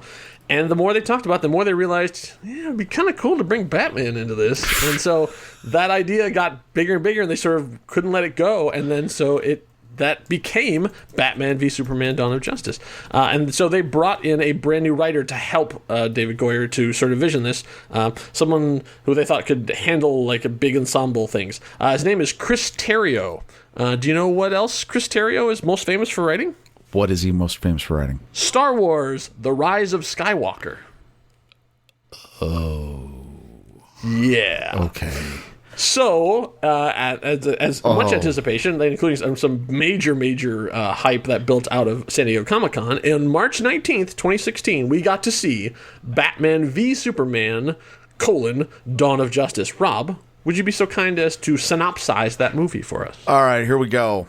Flashback. Batman is born in an alley in Gotham. Might I add, actually, one of the most comic-inspired versions of this, but I digress. 18 months after the battle between Zod and Superman, Bruce Wayne is concerned that Superman sucks. However, Clark, having learned about Batman's form of justice, thinks Batman sucks. Little do they know, Lex Luthor thinks they both suck and wants them to agree. The game is afoot where political sabotage ends up with Diana Prince, yes, that Diana Prince, stealing meta-human data, Bruce stealing kryptonite, and Superman stealing hope by allowing Congress to be destroyed by a bomb. Batman is ready to take on Superman, Luthor takes Martha Kent and Lois, and Diana tries to take a plane somewhere else. But don't worry, Superman and Batman fight, they realize they have the same mom, Batman goes to save Martha while Superman goes to break the neck of Lex. Luthor's got a backup plan. Lex has made a crazy abomination from the corpse of Zod and Kryptonian science. It looks like doomsday for all our characters. Wink, wink, nudge, nudge. Superman, Batman, and Wonder Woman. By the way, Wonder Woman, who's really pissed off an entire plane of fellow passengers because they were leaving, and she was just like, I gotta go! Sorry! That guy. You're that person! They take on the monster and they win, though not without losing Superman. Superman is buried. Clark Kent is buried. But fortunately, Clark Kent's open casket wake is next to a window of his childhood home where rays from a yellow sun begin a resurrection process that we see the beginning elements of as Lois Lane drops dirt on his coffin and the particles begin to levitate.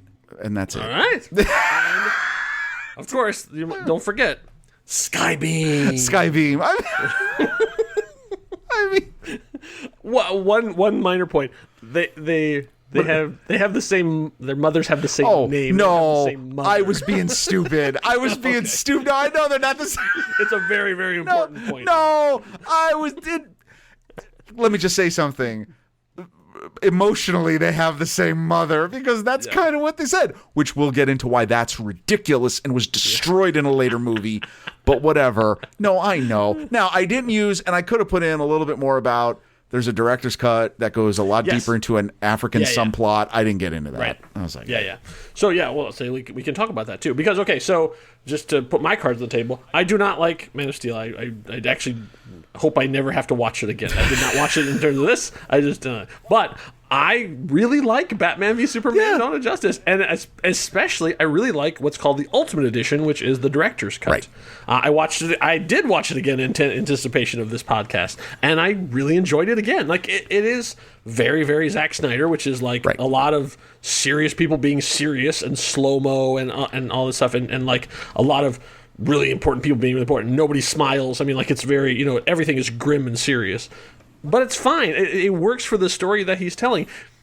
I think mostly it works for me on an emotional level because I am 100% in Batman's corner.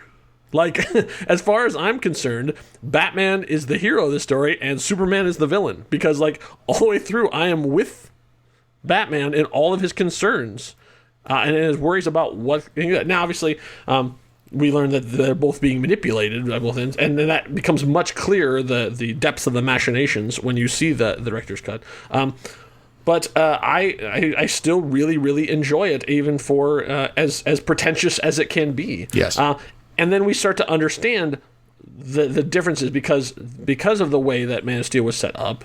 Then it's very easy to dislike this Superman. because he's not like the jovial, happy kind of guy. So as they go through, you are very much like, oh yeah, maybe Bruce Wayne is actually onto something. Maybe he's not just being a paranoid guy. Like maybe he's really onto something. The weirdest part to me of this movie is not Lex Luthor, but is Diana Prince. Like, I don't get what she's actually doing. Yeah. Like, oh yeah. So she finds out Lex has a picture of her, and that's her whole motivation for the movie is finding this picture. Like, okay, like, why is that important to you? Because like, it's the internet age. Like, if he scans it, then everybody can have it. So yeah, I mean, there's no way around it, right? And the thing is, she doesn't get the picture. Like, that's the whole thing. Her whole she has one quest in this movie is to get this picture back, and she doesn't get it back. Batman gets it back and gives it to her in another movie. Right. It's so weird. I understand this was her first thing, and they were setting it up for the thing, and that's fine. We'll talk about Wonder Woman, the movie, when we get there. But her in this movie does not jibe with any other Wonder Woman thing that we've seen. Because, I mean, she's tacked on. Yes, absolutely. She's tacked on. I mean, that's... Look, here's the thing. I agree with you 100%. I actually enjoyed this movie quite a bit. I remember seeing it twice in the weekend it came out. Okay. Because I really enjoyed it, even with the length. Yeah, I was there opening weekend. I remember, I like to see things on opening weekends, back when we could actually go to movies. Right. And I did see it opening weekend. And I even remember the crowd being like, huh. Yeah, and exactly. I remember there's only a couple movies that like the audience has been a huge part of it, like a lot of Star Wars movies, right? And I can tell you stories about seeing different Marvel movies and Star Wars movies and that kind of stuff. But like this one, I just remember being in the movie theater and seeing, and like there's there's a lot of like we're all excited because we're at midnight and we're all excited and stuff too. And it was just over the course of the movie, it's just sort of like. Yeah, it's just like the diminishing. You just sort of get to like this median place where you're like, whew, yeah. It's 3 hours. It's the runtime. It really is a grueling time. This is not a movie you see your emotions. Yeah, you don't see this movie at midnight. No. But I'll tell you this: the reason why I really enjoyed this movie is because it was something that you never thought you'd see. You never thought you'd see the Frank Miller comic really brought to life in this way. Yeah, and I got to say, I love Ben Affleck's Batman.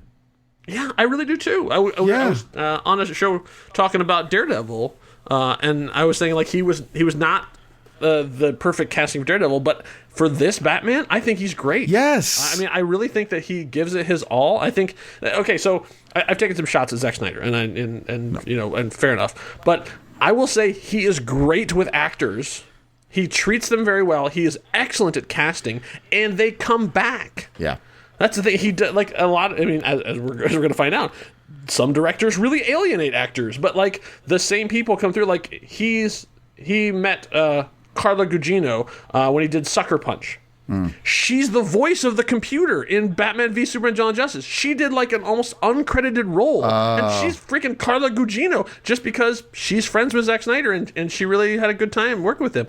I mean, like the cast has nothing bad to say about it. Because I mean, like as much as people like Zack Snyder, and even I've taken my shots and stuff too, he puts together a great film. Right. Like he shoots it well. He well casts it. Great special effects. Like I mean, like there are issues I have with him, but like never that. Yeah. I mean, like he's the one who cast Gal Gadot. Right. Or is it Gal Gadot? Gal Gadot. Gal Gadot. Yeah, I was thinking from the play. Gal Gadot. So he went Gal Gadot. That's her. Yeah. Like, he's the one that cast her, and we're all the better for it. Well, and we've not talked about Amy Adams is a perfectly great Lois Lane. I think she's done a really nice job with it. I love Amy Adams. Yes. So it's like I bring that love with me into it. Right. Is she the best Lois? I don't know, but she is a very, very good actress and does well with what she's given, which isn't a whole lot. Except but for in this movie, nobody really gets a whole lot. Well, but they had to do that bathtub scene. Let's just of course. that was unnecessary. Yeah, because this is a Superman who gets busy. Yeah, this is not. I mean, come on. I agree. That's not anyway. So I mean, obviously there's casting. We don't need to talk. I mean, basically, I'll say first film appearances for Aquaman, Flash, Cyborg. They'll have more to say about them because they're only in the movie for a couple minutes. I mean, like it's. I know the the pitch meeting for Batman v Superman is really funny because they talk about the one thing what's one thing we've never seen superheroes do? Emailing. So we're gonna have a big emailing sequence, and so that's what it's like. It's weird that's how they introduce them, but okay, all right. I mean, each of the little vignettes are pretty cool. So we get a little tease of what we're gonna see. So before we move on off of this, I really want to talk about Lex Luthor. I really love Jesse Eisenberg as Lex Luthor. I think he's great. Every time he's on screen, I like the idea of a super genius, super awkward guy. Like he is completely amoral. Right. He has basically almost like social anxiety because he doesn't know how to deal with normal people.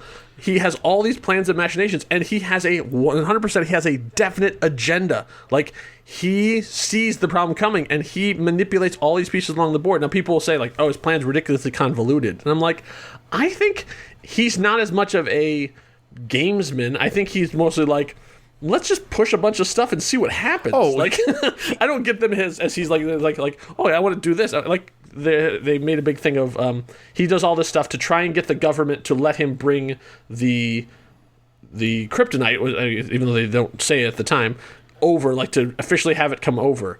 And they're like, he's Lex Luthor, he's a criminal, why can't he just do that? And he's like, yeah, he absolutely could. He could pay somebody to just smuggle it in. But his point is to try and get the government on his side. Right. So he's trying to have the legitimacy of the government behind him to do all these things. And when it doesn't go his way, he blows them all up. Yeah. He's diabolical. Okay. He's diabolical. He is diabolical. And he's completely uncaring about any other people. And I love it. I love it. It's such a different take on, we saw, He Who Must Not Be Named do basically his version of Gene Hackman. Right. And it was okay, yeah, I kind of see that. There's been some really good Lexes. Michael Rosenbaum is a great Lex. Yeah. It turns out John Cryer, is a fantastic Lex Luthor.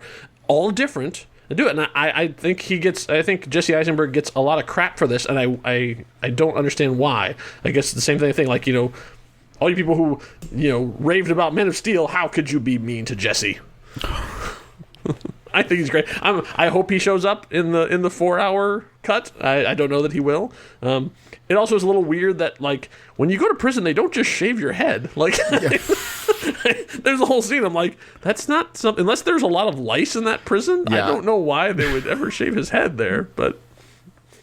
Oh boy. Okay, so what does this set up for the future then? So how do we leave the world? Well, Superman's dead, ish. We got Wonder Woman is back in the game. She's been out of circulation for a while. But now she is voted. Batman is assembling heroes. Ooh, I guess I shouldn't use that word.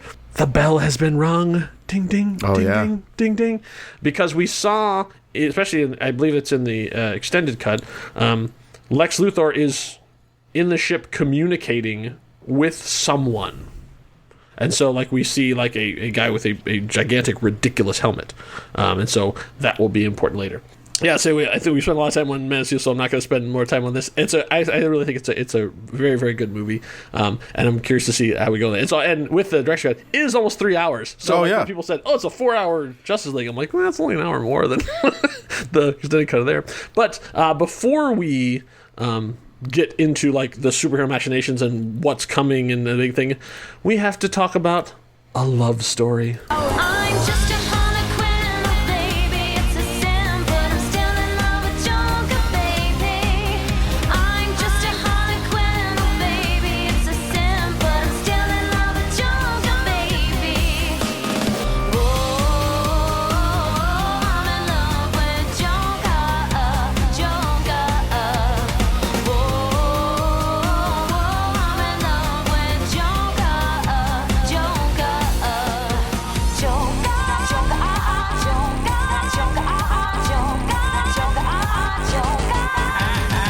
Truly the greatest love story of our age.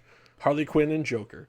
So that was Suicide Squad parody by The Hillywood Show, available on YouTube, streaming for free. Go watch that. Get it for the clicks.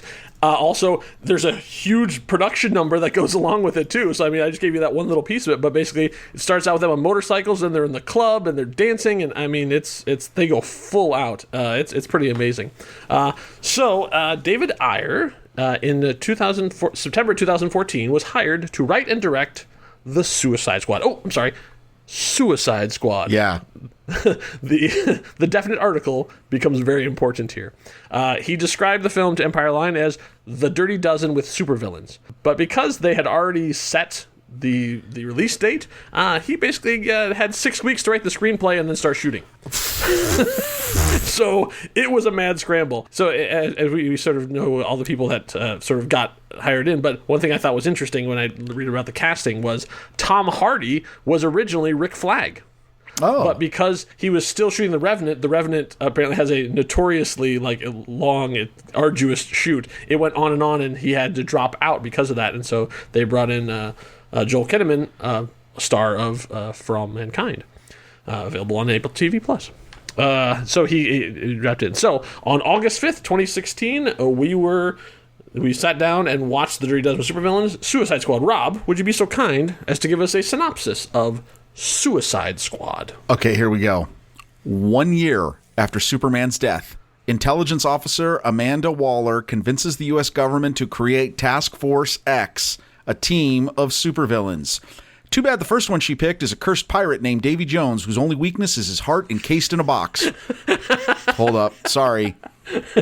A demonic witch called Enchantress, whose only weak... Anyway, never mind.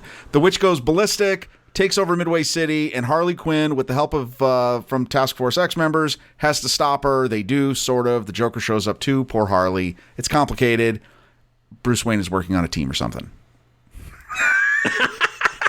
That's it. That's true. Okay, so Batman does show up in this movie. Like, Batman, he's still out there and working. Like in the first 10 minutes of the movie, right? Like, there's Ben Affleck as Batman in this movie. It was the movie that dealt with the world post Superman. Oh, and I almost forgot to mention Skybeam. Yeah. So that Task Force X was created because Amanda Waller realized that with Superman gone, there is a power vacuum. And so, they have less people to defend the country. Was Superman doing a whole lot of defending of the country? All right. I don't know what, that Harley Quinn and Killer Croc fill a Superman-sized hole, but you gotta use what you got, I guess. Right. So the movie came out, the preview came out, and people went kind of crazy for it because it was clearly inspired by Guardians of the Galaxy. So much so that apparently they hired the people who did the trailer to go back in and recut the movie after David Ayer. So there's a very notorious behind-the-scenes machinations that happened that did not end up getting a cohesive thing. So David Ayer has long said that he has a different cut of the movie, and so now there is a small movement of release the Ayer cut out there, and I think that would probably be the best thing for maybe a 2022 thing for HBO Max. Well, I was going to say, subscriptions start to lag. We got to see how the subscriptions do in the next 60 days. Yeah, and so, but what we are starting to see is that the Warner Brothers executives are not really very happy about where Zack Snyder is going with things. Yeah. So apparently this was supposed to be really closely tied to Batman v Superman, and they now started pulling away. They realized that the audience did not respond to Batman v Superman as much as they thought that they would. Apparently merchandise sales were way down, which is a big deal in the Batman and Superman thing. And the fans were sort of grumbling about it, so they started making changes. So one of the big changes was David Ayer has been very open about this, which I find very refreshing. They said to him about, you have the Enchantress who has this 6,000-year-old thing in her, and she builds a machine? What's that about? And so David Ayer actually said on Twitter, it was supposed to be a boom tube as she was under control of a mother box. But all the apocalypse elements were stripped out late in the game. The machine concept was an attempt to create a ticking clock and a world threat. So it really was supposed to be setting up Apocalypse, Mother Box, like all these things, wow. like to set up directly what we're going to see in Justice League. But all that was put out to try and have it be completely on its own. Wait, that would have made so much more sense. It would have made so much more sense. I mean, apparently there was more Joker, there was more Batman, like all this stuff was much more tied into Batman v Superman, but they wanted to distance themselves from that movie to try and like do the sort of soft reboot that we're going to see in the DC. So is this them? Their course correction is we got to be more like the MCU. I think so. I mean, I think they tried. I mean, and because we saw like because the montage of introducing the Suicide Squad in the movie is very Marvel-esque, but none of the rest of the movie is. Yeah, like they tried to do like that part, and then the rest of the movie goes in a very different direction. So I'm fully in the camp of release the Snyder Cut. Like I really would like to see what his intentions were. The movie itself is decent. Like Margot Robbie is fantastic. I mean, there's some really really good performances, and there's some not so great performances, and then it really just ends up being this group of people that none of whom you like except maybe Harley Quinn fighting a bunch of. Somebody referred to them as berry heads at some point because their heads got these weird speckle things on them. And it's just another monster trying to destroy the world with a sky beam. And okay, it's incredibly forgettable. And I'll tell you, it's the takeaway from this is that wow, if you have an actor or actress that just blows the doors off their performance, which is what happened with Margot Robbie in this, because my God, she spawned her own movie from this, right? Like then like that's the only reason you'd watch this movie. Exactly. Yeah, I mean, that's it. Also, oddly, this is the only DCEU movie to win an Oscar. It actually won for Best Makeup and Hairstyle Design. What? I know. Oh, my God. Okay. So, from one powerful woman, let's talk about the other powerful woman. Wonder Woman! Wonder Woman! You knew I had to do it. That's awesome. Of course, that was for the Wonder Woman television series. So they've been trying to make a movie for Wonder Woman since 1996, and the names that have attached to it were people like Sandra Bullock, Mariah Carey, Catherine Zeta-Jones, Lucy Lawless, Kate Beckinsale, Angelina Jolie. Even Joss Whedon wrote a Wonder Woman script. If you do some clicky clacking of the keys over at YouTube, you can find a group of people actually did a in-person script read of his script, and it is problematic. But it's worth checking out if you're curious on. So in 2015, they signed Patty Jenkins to be the director. And so, Rob, would you tell us about the Wonder Woman movie? So, modern-day Diana Prince gets a gift from Bruce Wayne that brings back multiple memories of Diana's. There's I always say this wrong. Themyscira? Themyscira. Okay. Yeah. Her mother, her mentor, her powers, and then one day in 1918, a U.S. pilot crash lands on the shores of their hidden paradise. Germans show up, a fight ensues. Diana is prepared to break all her people's rules to go into the broken world of men because Steve Trevor is really, really fine. Oh, and also Ares, and of course he is, because everybody thinks that. And Ares, the god of war, was jealous of the creation of mankind and is messing it all up. So Diana, Steve, and a ragtag band of special ops dudes go on an explosive adventure as if it were 1917. Not before having what is probably one of the greatest full superhero introductions ever in the history of comic book cinema. We will talk about that scene. Turns out the dude who was the head of the Allied Countries Warrant Council, who looks like Remus Lupin, is Ares, and he stopped, albeit with the heartbreaking loss of one Steve Trevor. Back to current day, Diana considers the gift from her new Steve and knows love will save the world. The end. I gotta tell you, well, and this is a great movie. I mean, we can just say this, right? Oh yeah. But I think it is interesting that was it intentional that they teased the flirtations between Bruce Wayne and Diana Prince? Yeah, I mean, it was a little unusual, but I mean, I guess to show that Bruce Wayne is Bruce Wayne. Well, and because in the DCEU as this was unfolding, Superman's taken. Yes, he's not open. Like, because if you follow the comic book, obviously there's been other things, right? Like, yeah. I just find that interesting because I mean, this was clearly like he sends the little present and it unlocks this whole story. I'm like, wow, I am amazed at how important Batman is to this movie. Yeah, Which I mean there's not in it. Yeah, he's not even in it. Like, what's the deal with that? Anyway. Oh, wait, before we go further, Rob. Skybeam? Oh, my God. No. Well, I mean, there is the big white light, but There's the big electricity thing, but there's Skybeam. We should have a I absolutely love this movie. I think this is the best of all of these movies. Yes, yes. I think it stands on its own. You don't need to have seen any of the rest of the stuff. Actually, it's so good that it makes what they had established for her character in Batman v Superman really ridiculous. Yeah. The fact that she had this amazing, she's fantastic and she's amazing and she's flawed and she's learning and she's, noble and like has to make these hard decisions, and then the guy she knew for a week dies, and so she goes into seclusion for 90 years. Yeah, really, seriously. She gave up her entire way of life, all of it, all the tradition. I mean, for a dude, okay, Chris Pine, but okay. But, okay, and then in a matter of, a few weeks, loses him and then gives it all up? Wow, I will tell you, that is that, not of this movie, but of the overall arc. That's ridiculous. I mean, that's your Superman. That's your Man of Steel, weirdness. What is going on here? Yeah, it makes no sense for her at all. The character we see in this or the character we saw in there. You're just like an archaeologist now? No. Okay.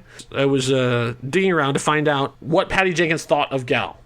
Because, she basically inherited her. So, I found an article that talked about it. So they said, let's talk a bit about Gal. You inherited her from Zack Snyder. Was it difficult to not get to choose your own Wonder Woman?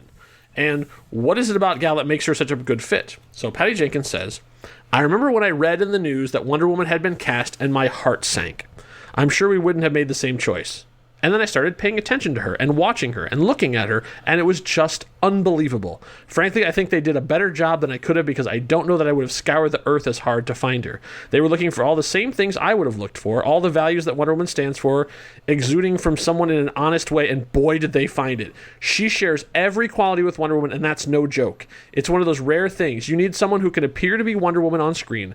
Every once in a while, there's a superhero casting that transcends because the person is so authentic to the character that it becomes identified with them, like Linda Carter or Christopher Reeve. And I would 100% agree. I was just about to say every word. Every word is spot on. That is absolutely true.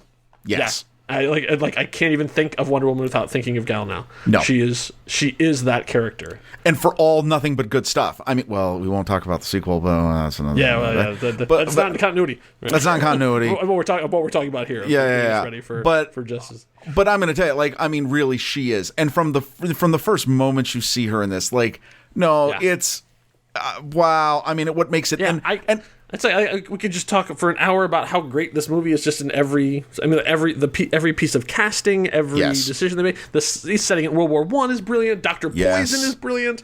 I love this movie. And then it ends obviously with her on the parapet, ready to answer the call for action. Right. And I want to go back and just say the sequence in the middle part of the movie where she reveals herself as truly Wonder Woman as you know her on the battlefield when they're trying to make grounds to get to where they're going. That is, I mean, we talk all the time on our other show about the MCU and its seminal moments. Yeah. I dare say that is the DCEU's top moment. Yeah. I'm not sure of all of these modern movies, that is the scene that is so well orchestrated, well scored, well shot. No, it goosebumps every time. It's awesome. Yeah. Yeah. And so then obviously now that we have these people together, then obviously it's time to bring them all together. In the great hall of the Justice League, there are assembled the world's 4 greatest heroes, created from the cosmic legends of the universe. Maybe not 4. Okay, I mean... But, so... We all know the characters now. We know Wonder Woman, Superman, Batman, Flash, Aquaman, Martian Manhunter, Green Lantern. And of course, we know the actors who are famous for playing them. Common, Hugh Keys-Byrne, Santiago Cabrera, Adam Brody, DJ Catrona, Megan Gale, and of course, starring as Batman, Arnie Hammer. That's right. I'm talking about Justice League Mortal from 2008, the movie that didn't get made. So the first Justice League movie was this, directed by George Miller. And this movie got really freaking close. Yes. I mean, like, they were Costumes. fitting, they were Yes. building sets, they were in Australia, this movie was going to happen. And then through various circumstances and writer strike and all that stuff, the whole thing just fell apart and it went away. But like, it was really, really close. And it's amazing the amount of people, like the young people who are on there, and the fact that just Armie Hammer as Batman still just like blows my mind. But Common, the rapper known as Common, was going to be Green Lantern. Like, that's a great piece of casting. Yeah. Adam Brody is the Flash. I mean, that's really cool too. Yeah, but it was one of those things that it was almost there, and it just all fell apart. I think that's a fascinating story in and of itself. But for real, then in April 2014, Zack Snyder was announced he would be directing Justice League script, and they were bringing on Chris Terrio to write it. And so they announced that it would be in two parts. Part 1 in November of 2017, and Part 2 in a couple years later. So Zack Snyder said the film would be inspired by the New Gods comic from Jack Kirby, which is great. It would be split into two parts. But then, by the time we get to the filming of this, Warner Brothers is having some cold feet. They're not liking what they're seeing. They're not liking the way Zack Snyder's doing. They're not liking the super serious approach. They're not liking what he's going, where he's going with this. whole thing.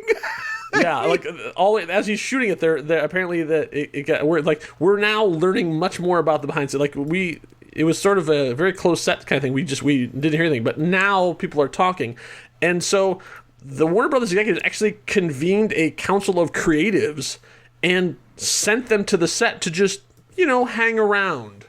So people like Alan Heinberg, Seth Graham-Smith, Andrea Burloff, and Joss Whedon were sent down, and they would just hanging out as you're filming, just throwing in ideas, which is something directors love.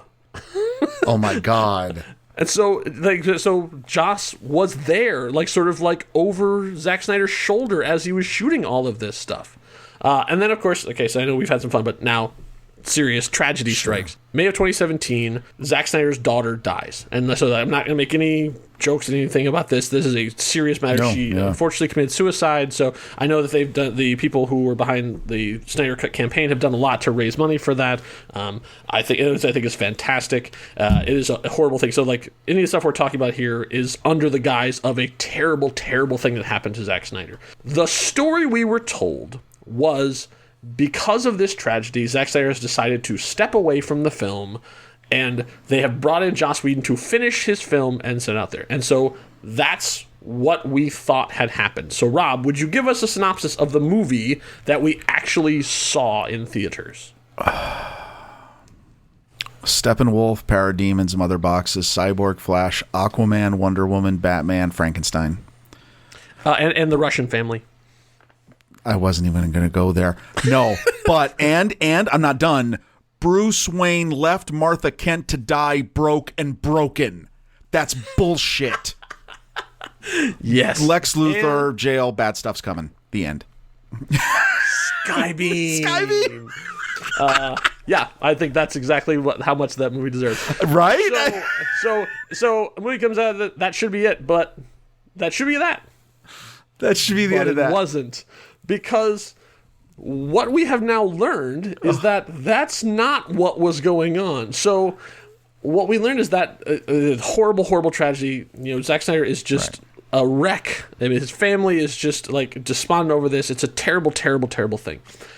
And the Warner Brothers are like, okay, so you're coming back, you're finishing the movie, right? You're going to do the job. And they're still coming at him about changes, make it funnier, make it smaller, make it lighter. Right. And now we reveal that he's actually said he just got tired of the fight. Yeah. He fully intended, he and his wife, who is his producer partner, has produced all of his movies, wanted to come back and do this stuff, but he just did not have the emotional strength, the executive function. And those of us who lived through this last year know exactly how that feels. I just don't have it in me.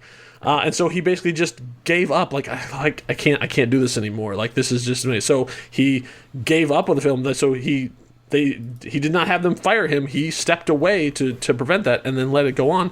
And then everybody got disappointed. And then everything went terrible. So we then learned that when Joss Whedon came in, he wrote 80 pages of new script and had to shoot all of it in 3 months. Apparently it wasn't just that the cast did not like all the changes that were being made. Apparently things got really, really bad. And to quote Ray Fisher, Joss Whedon's on-set treatment of the cast and crew of Justice League was gross, abusive, unprofessional, and completely unacceptable. And Gal Gadot and Jason Momoa have both said, yeah, Ray is not wrong. And the rest of the cast has remained silent. Yeah. Nobody has stood. I mean, like I would say, there's a lot of he said, she said. There's a lot of politics. There's a lot of stuff going on. So we can't really get into all of that stuff. Well, I think we should. And no, because guess why? Here's the other reason why: slander. There's laws against that, and you don't want to get into that. Like, hey, people we don't know what happened. We don't know, but right? I'm of the mind of let's believe Ray Fisher and go from there. Right. But that's for the lawyers to decide, unfortunately. But the one last controversy we need to touch on before we move on is Mustache Gate. Because by the time they got everybody back together again, Henry Cavill was already shooting Mission Impossible, where he had grown a very large mustache. Well, they brought him back for Superman, but Paramount contractually would not let him shave the mustache off because they would need him for reshoots afterwards. And they demanded so they had to CGI out his mustache all of his Superman shots in Justice League. Okay, and if you don't know about this, there was stories all over the place. But I want to say this though. There's two things that just blow my mind about this. Number one, what dicks, right? Yes. Like everybody, because guess why? Henry Cavill is a strapping young man. I am sure his facial hair grows back speedily. Like, or just a studio pissing contest. I mean, what a dick move! Because guess what? It's not that hard for a good, high quality person who makes applications for faces for film to make a mustache to fill in until his mustache grows back. So if the problem was scheduling, that shouldn't have been a problem. It's entirely more insane to say, no, you can't shave the mustache, digitally take it out, and then and then if that wasn't bad enough, dude, you could have paid someone's nephew like $500 and some Mountain Dew with a deep fake, with some deep fake software, and done a better job than what they did. There actually people have gone in and deep faked it over the mustache thing, and it looks so much better. I just don't understand. And wait, I find it so unbelievably petty that it's just enjoyable to me. I just want to say this. Just a couple things about this movie is that, because this is all that's worth saying as far as I'm concerned. I remember going into this, my wife and daughter, we had incredibly high expectations. I'll never forget us both looking at each other when it was over and saying, well, I'm never going to watch this movie again. Like, literally, that was it. Now, there are two scenes that you can still see. The one is the scene where the Flash is running around Clark. Yes. And Clark sees him. Superman sort of resurrection. Okay, thing, yes, okay. The best, I believe that is like the 20% of Zack Snyder's original film that was retained into Justice League. That is good. And I'm going to say this, I don't know about this scene, but I always love the scene where Aquaman is sitting on the lasso and is talking honestly. I just always think that's very funny. But can I tell you, though, I alluded to it. One of the most ridiculous things is that you had an entire movie based around Clark and Bruce Wayne's connection of their mother.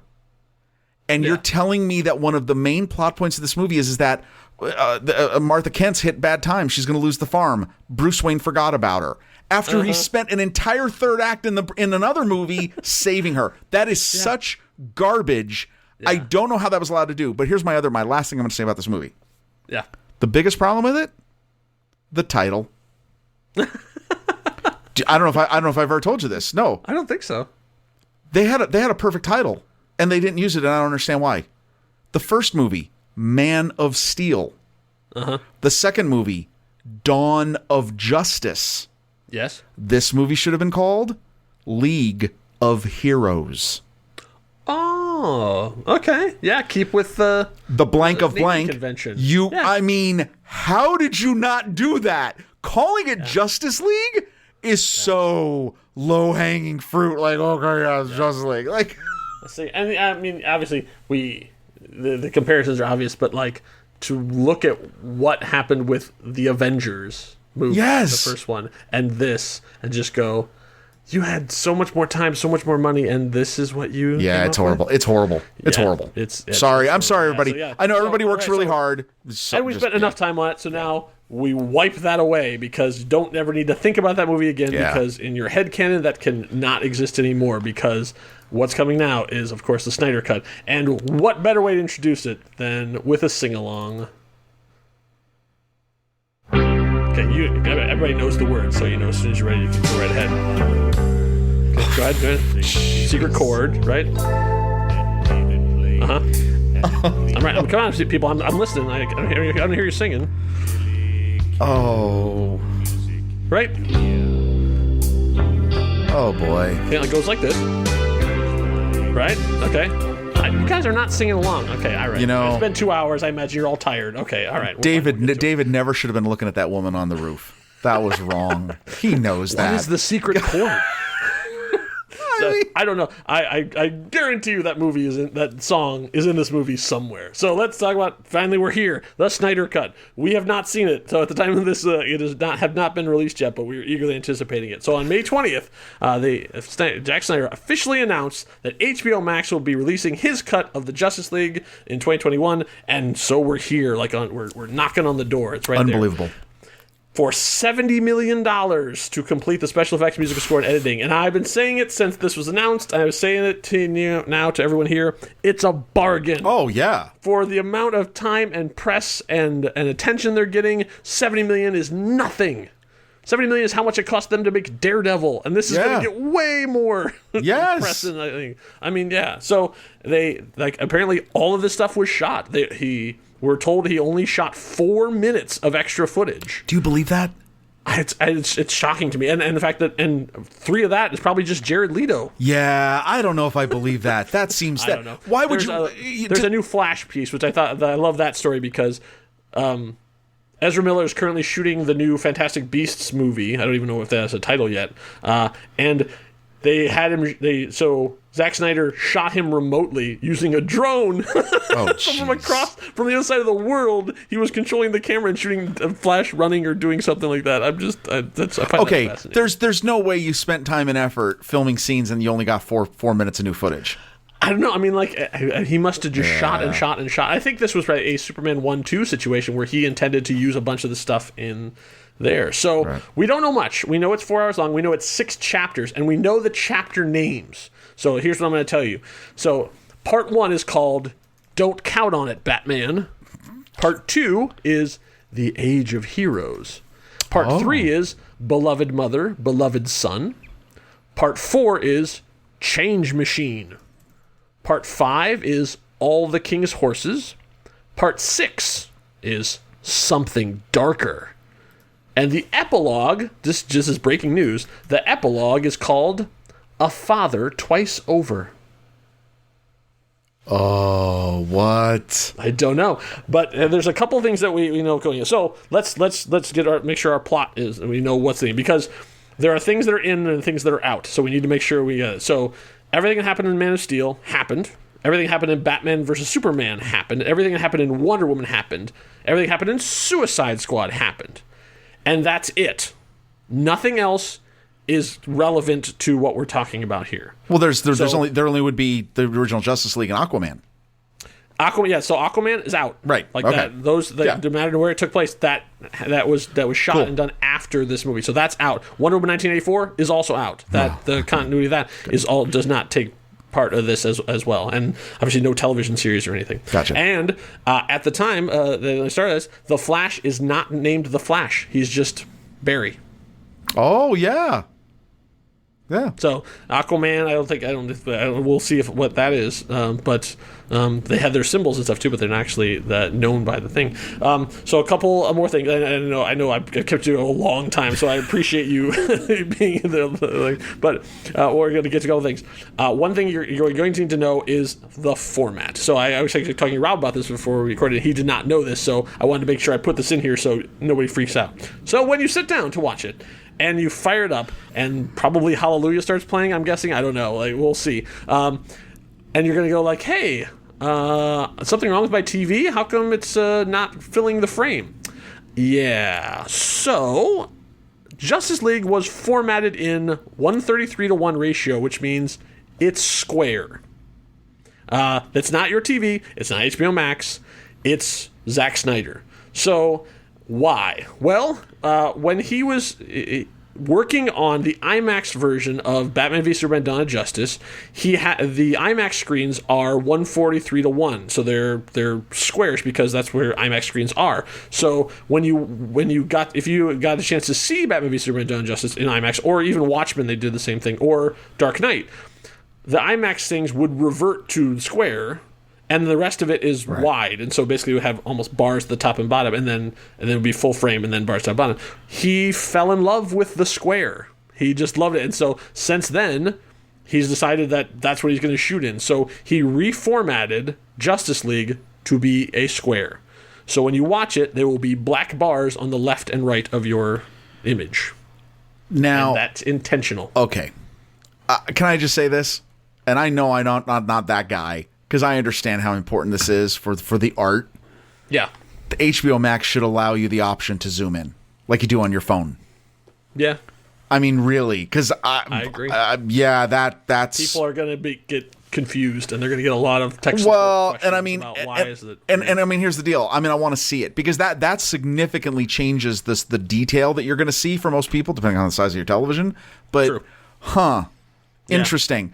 I'm curious to see how it reformats itself on an iPad, which is much more square, you know? Oh, no, it would be perfect. I would still recommend whatever your big television is, watch it on that. Right. This is not being released theatrically yet. Right. So you can only watch it at home. But I'm curious to see how that would be, because that is much more of that ratio, and they do sometimes automatically reformat and stuff too. That's okay, that's interesting. Okay, by the way, the title of the chapter 2, Age of Heroes. See, that's close. That's close to my League of Heroes. Close. It's very close. Yeah, I know. I mean, we could. I'm sure people have already been debating about these things, but we don't need to get into that. I think we've kept people here long enough. So, obviously, Superman's dead. Batman is on the trying to find these heroes because the bell has been rung and something's coming. Wonder Woman is with him. The other heroes are out there, but they have not met. And at the last we saw, Cyborg was in pieces. And so they don't know what else out there. And so there was a significant portion of Batman v Superman: Dawn of Justice, which took place in what was called the Nightmare. That's played with a K. Nightmare. A possible awful future. And I believe a large section of this movie will also take place in there. So we're going to see sort of what happens if Superman turned bad, and this is what it is, and the kind of dark side. So I don't know. So I really don't know what to expect in here, because how much, we know very, very little. Maybe half an hour, maybe 45 minutes of Justice League the movie was actually based on what his original stuff was, and now this is 4 hours. So there's going to be huge amounts of stuff. Yeah. Well, and we know, no idea, and we know for sure that we're getting. I know, to much people's happiness, we're getting a completely new rendered Steppenwolf. Yes, I mean, completely different. Completely different. Right. Yeah, we've seen little bits and pieces of it too, and we're going to see Darkseid. Darkseid was not a part of it; it was sort of alluded to, but we're actually going to see him here. There is, a huge amount of Cyborg's story will be in the movie. A lot of Barry Allen. We're going to see, we're going to see Iris Allen is going to be, or Iris West, I guess at the time, is going to be a significant part of it. A character that was not in the. I guess, do we say original? Right. I don't know. We're some weird nomenclature stuff here. But yeah, so there. So I think you're ready. Oh, I'm ready. I've taken you on a long, long journey. Hopefully, this. I didn't. This maybe is your commute all the way to work and back again, or maybe you have to keep working around your block just waiting for me to wrap up. But I think that pretty much covers everything. And so then, obviously, we here at the next reel will be back to talk about the 4-hour Zack Snyder cut of Justice League once it has been released. But we wanted to be here first to pray to get your mind right, to help you be ready to experience it as best you can. And I hope we've done that. Indeed. Well done. Thank you so much for listening. This has been the first chapter in the Curiosity Codex, but there are still many pages left to decipher. We're part of the True Story FM family of podcasts. Find out more about us at truestory.fm. Our theme music is Intrusion by Severed Personality, aka Kevin MacLeod. The voice of the Codex is Vicky Hall. Find her on the web at vickyhall.squarespace.com. My co-host is Rob Cabasco. Find him with me on the Marvel Movie Minute podcast. And my name is Kyle Olson. The Codex is closed. For now.